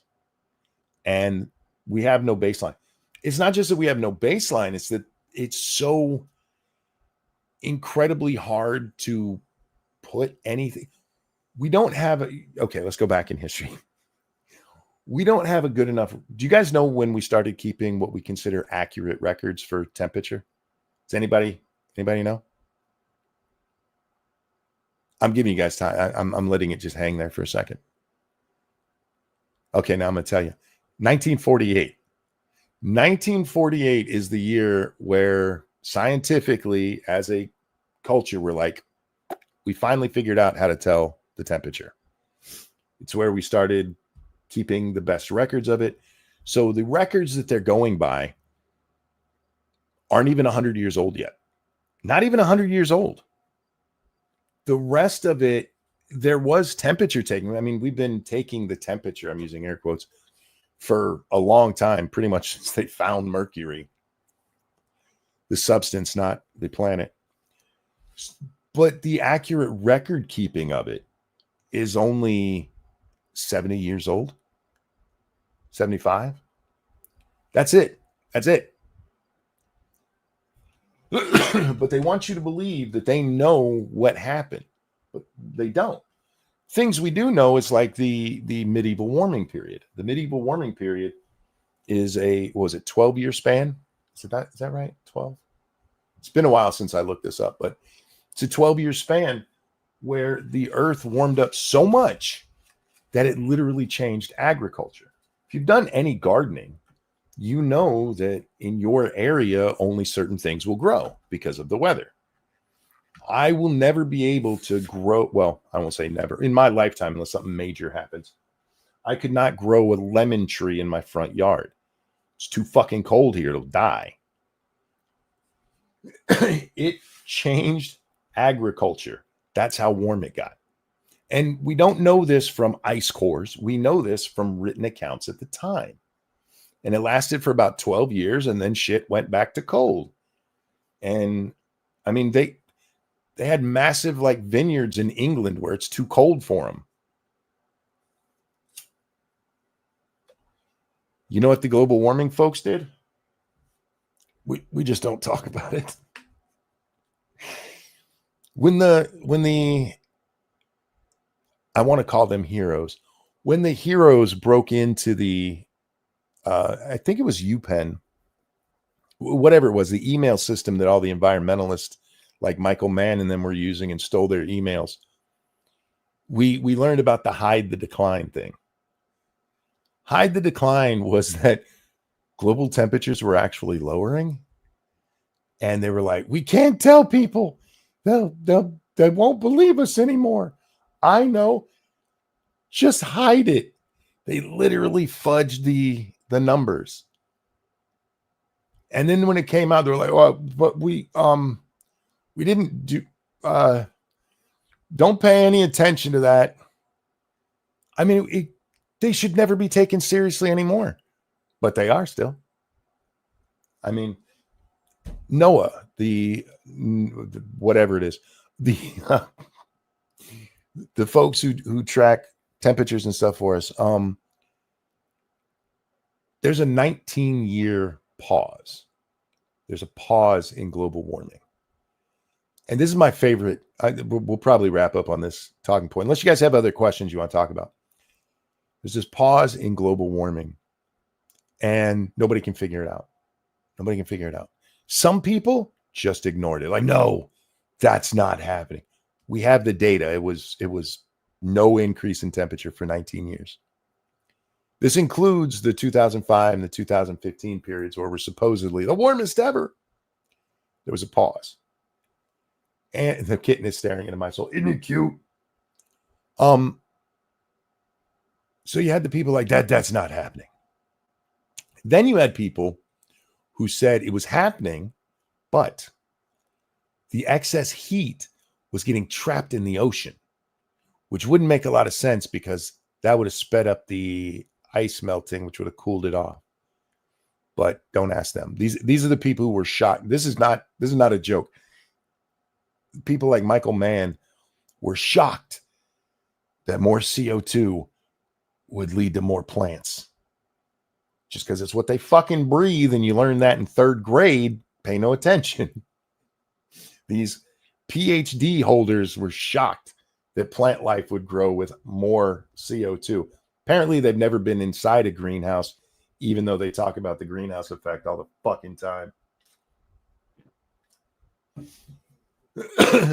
Turns out the answer they came up with in the NOAA situation, that's NOAA, guys, was that the pause didn't actually happen. That becomes the final narrative, is it didn't happen. Because for 19 years, they read the data wrong. I am not making that up. For 19 years, these PhD holding pricks who are insisting that the earth is just warming and there's nothing, we got to stop everything we do with fossil fuels or we're all going to die. For 19 years, they read the data wrong. But don't worry, they're reading it right now. They're on the right path now. How do you take them seriously when this is what the scientists are saying? Look, scientists get shit wrong. Sure, it happens. And yes, there has always been people who use science for political gain. But what has gone on with global warming is a cut above moronic. Way to go, science, right? You have to filter out biomass expansion. Man,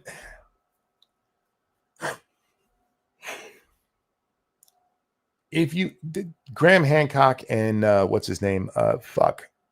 Randall. I don't care about Graham. Randall's the one who talked about it on Joe Rogan one time, where they pull up the temperature fluctuations through history as well as we know it right now. This is using your ice cores and the other tree rings and that kind of shit. If you look at a graph of the Earth, we are actually in one of the most stable weather patterns the Earth has ever been in. It's the most stable it's ever been. This is using their science. But no, it's the damn, it's the hole in the ozone and the CO2, and we're all going to die. This is Kyle. Thank you. Yesterday, I came across a video where they translated the Mustache Man's famous speech into English. Really makes you realize how much the left sounds exactly like him. Went from complaining about the rich to the tiny hats. Yeah. Hey, he was a capitalist. I was told that yesterday. In fairness, complaining about the rich and the people in the tiny hats to Hitler, those were the same people. Not a lot has changed with the people who like to blame the tiny hats. 12-year period where the UK could have grown grapes and had great wine. It says Gren wine.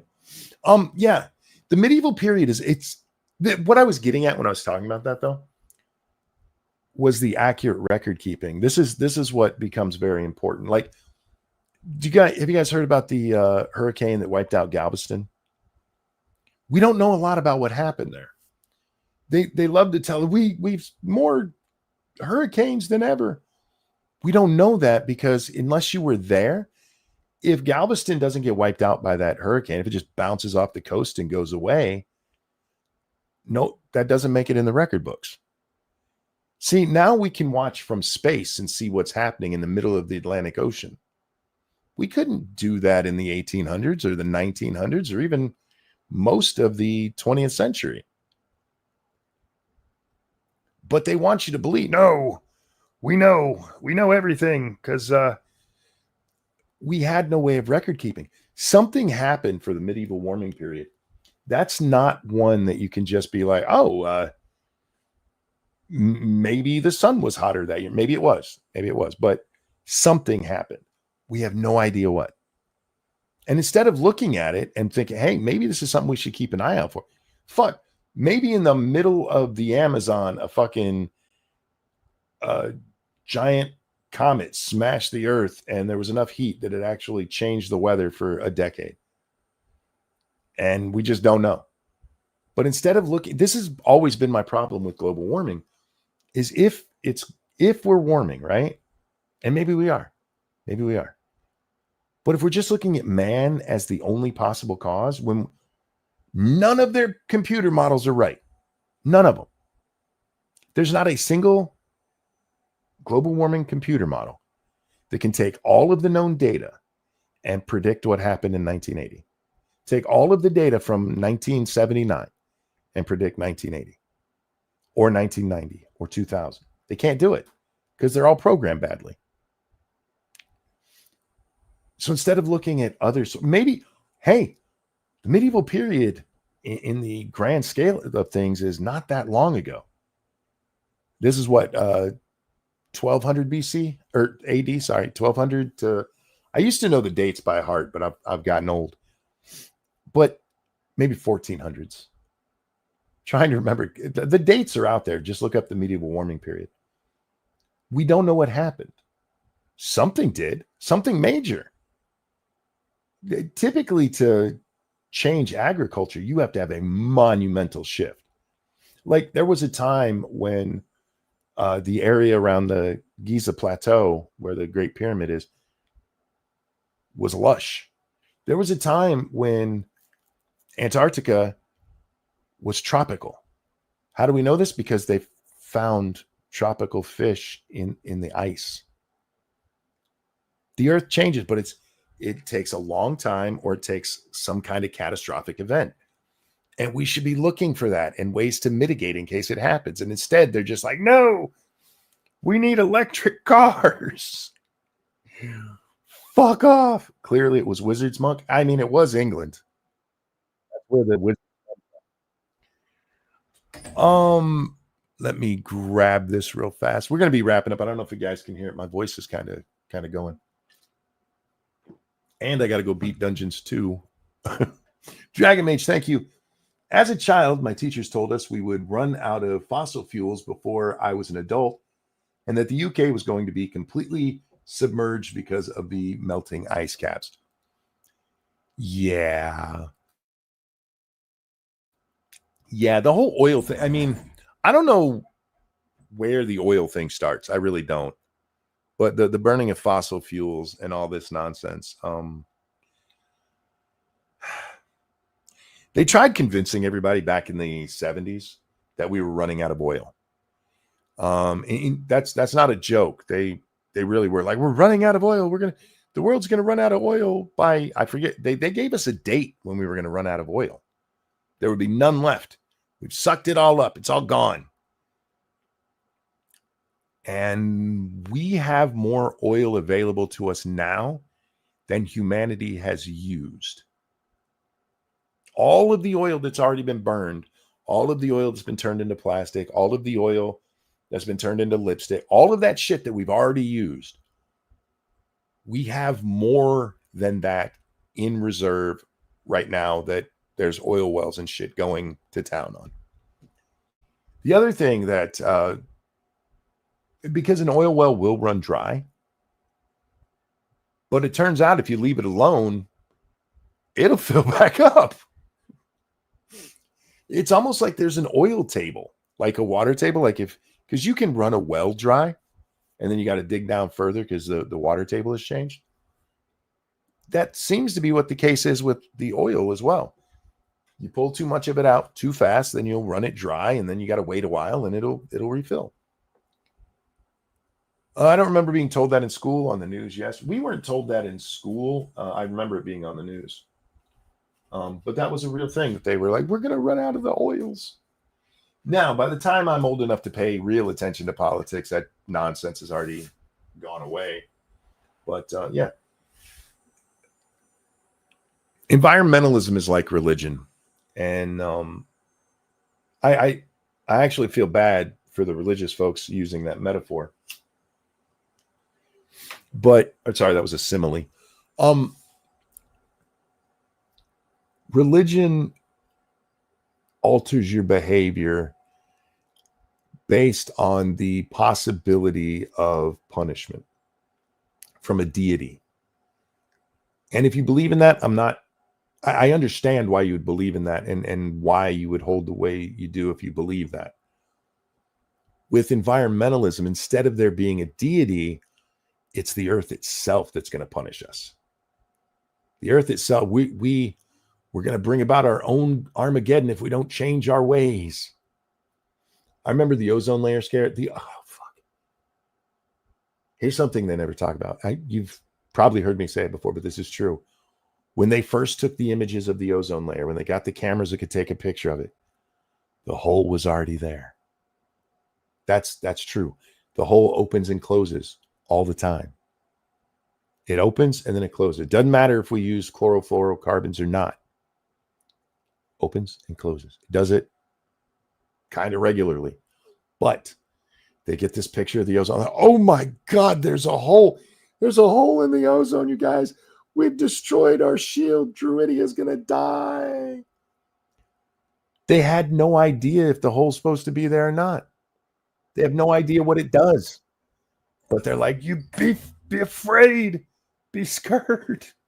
Because that's the whole point of it, is to scare you into changing your beliefs or in your behavior. And they do use the threat of death with it. Pumpkin Trucker, thank you.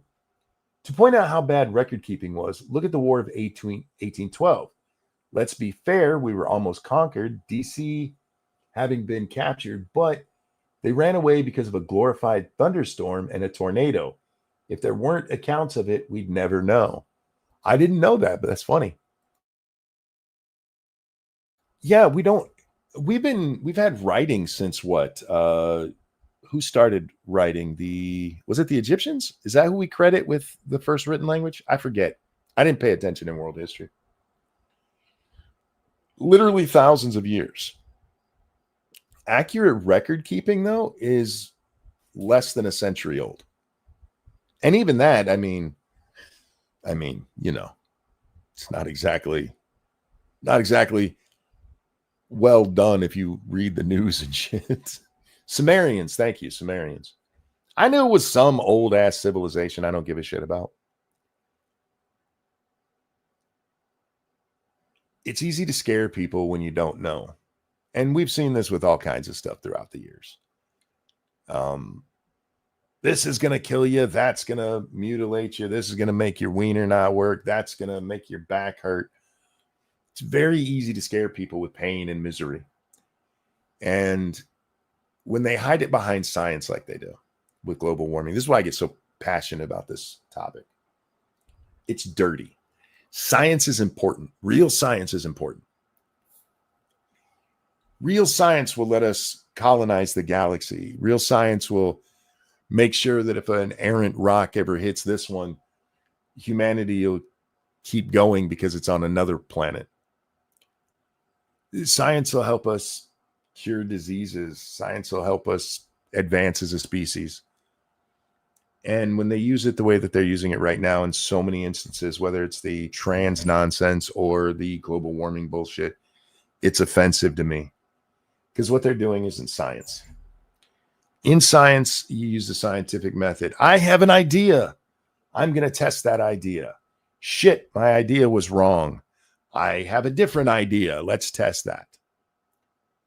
The way it works in global warming instead is, I have an idea. I'm going to test this idea.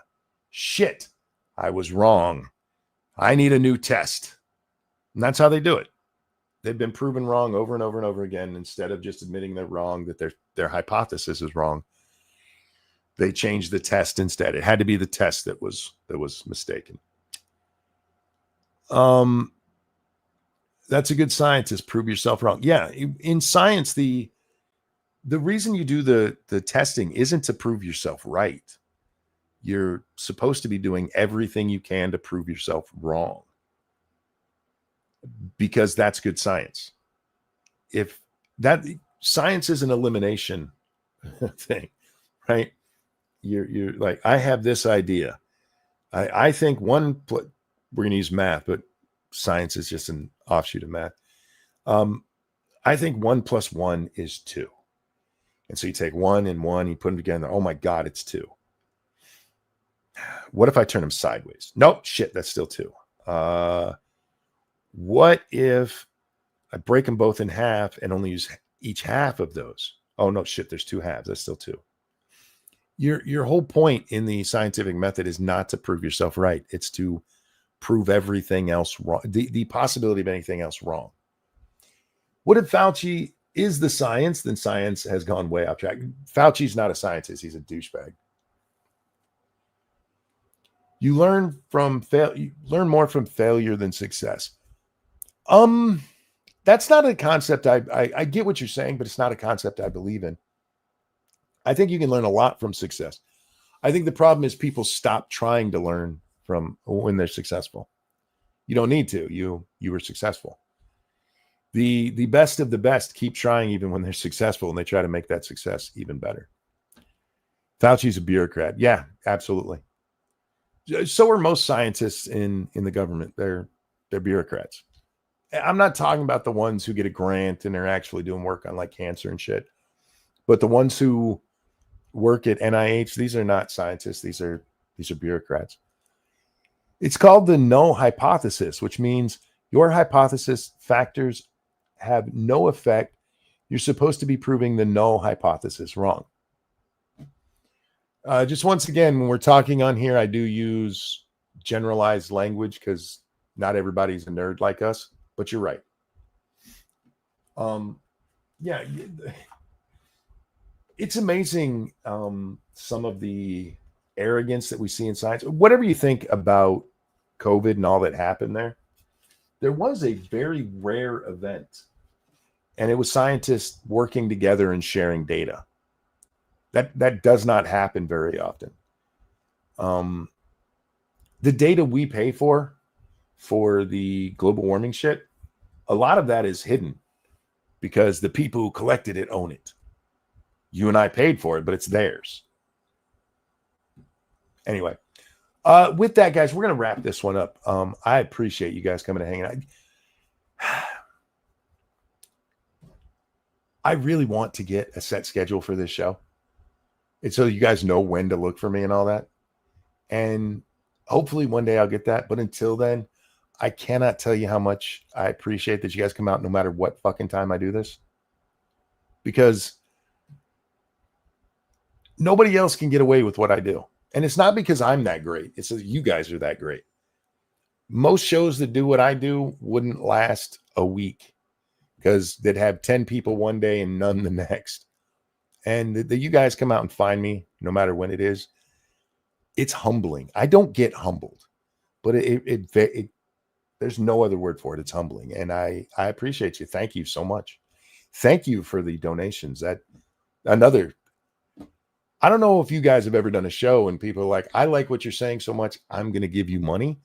I never want your money because of sympathy or anything other than you're enjoying the show.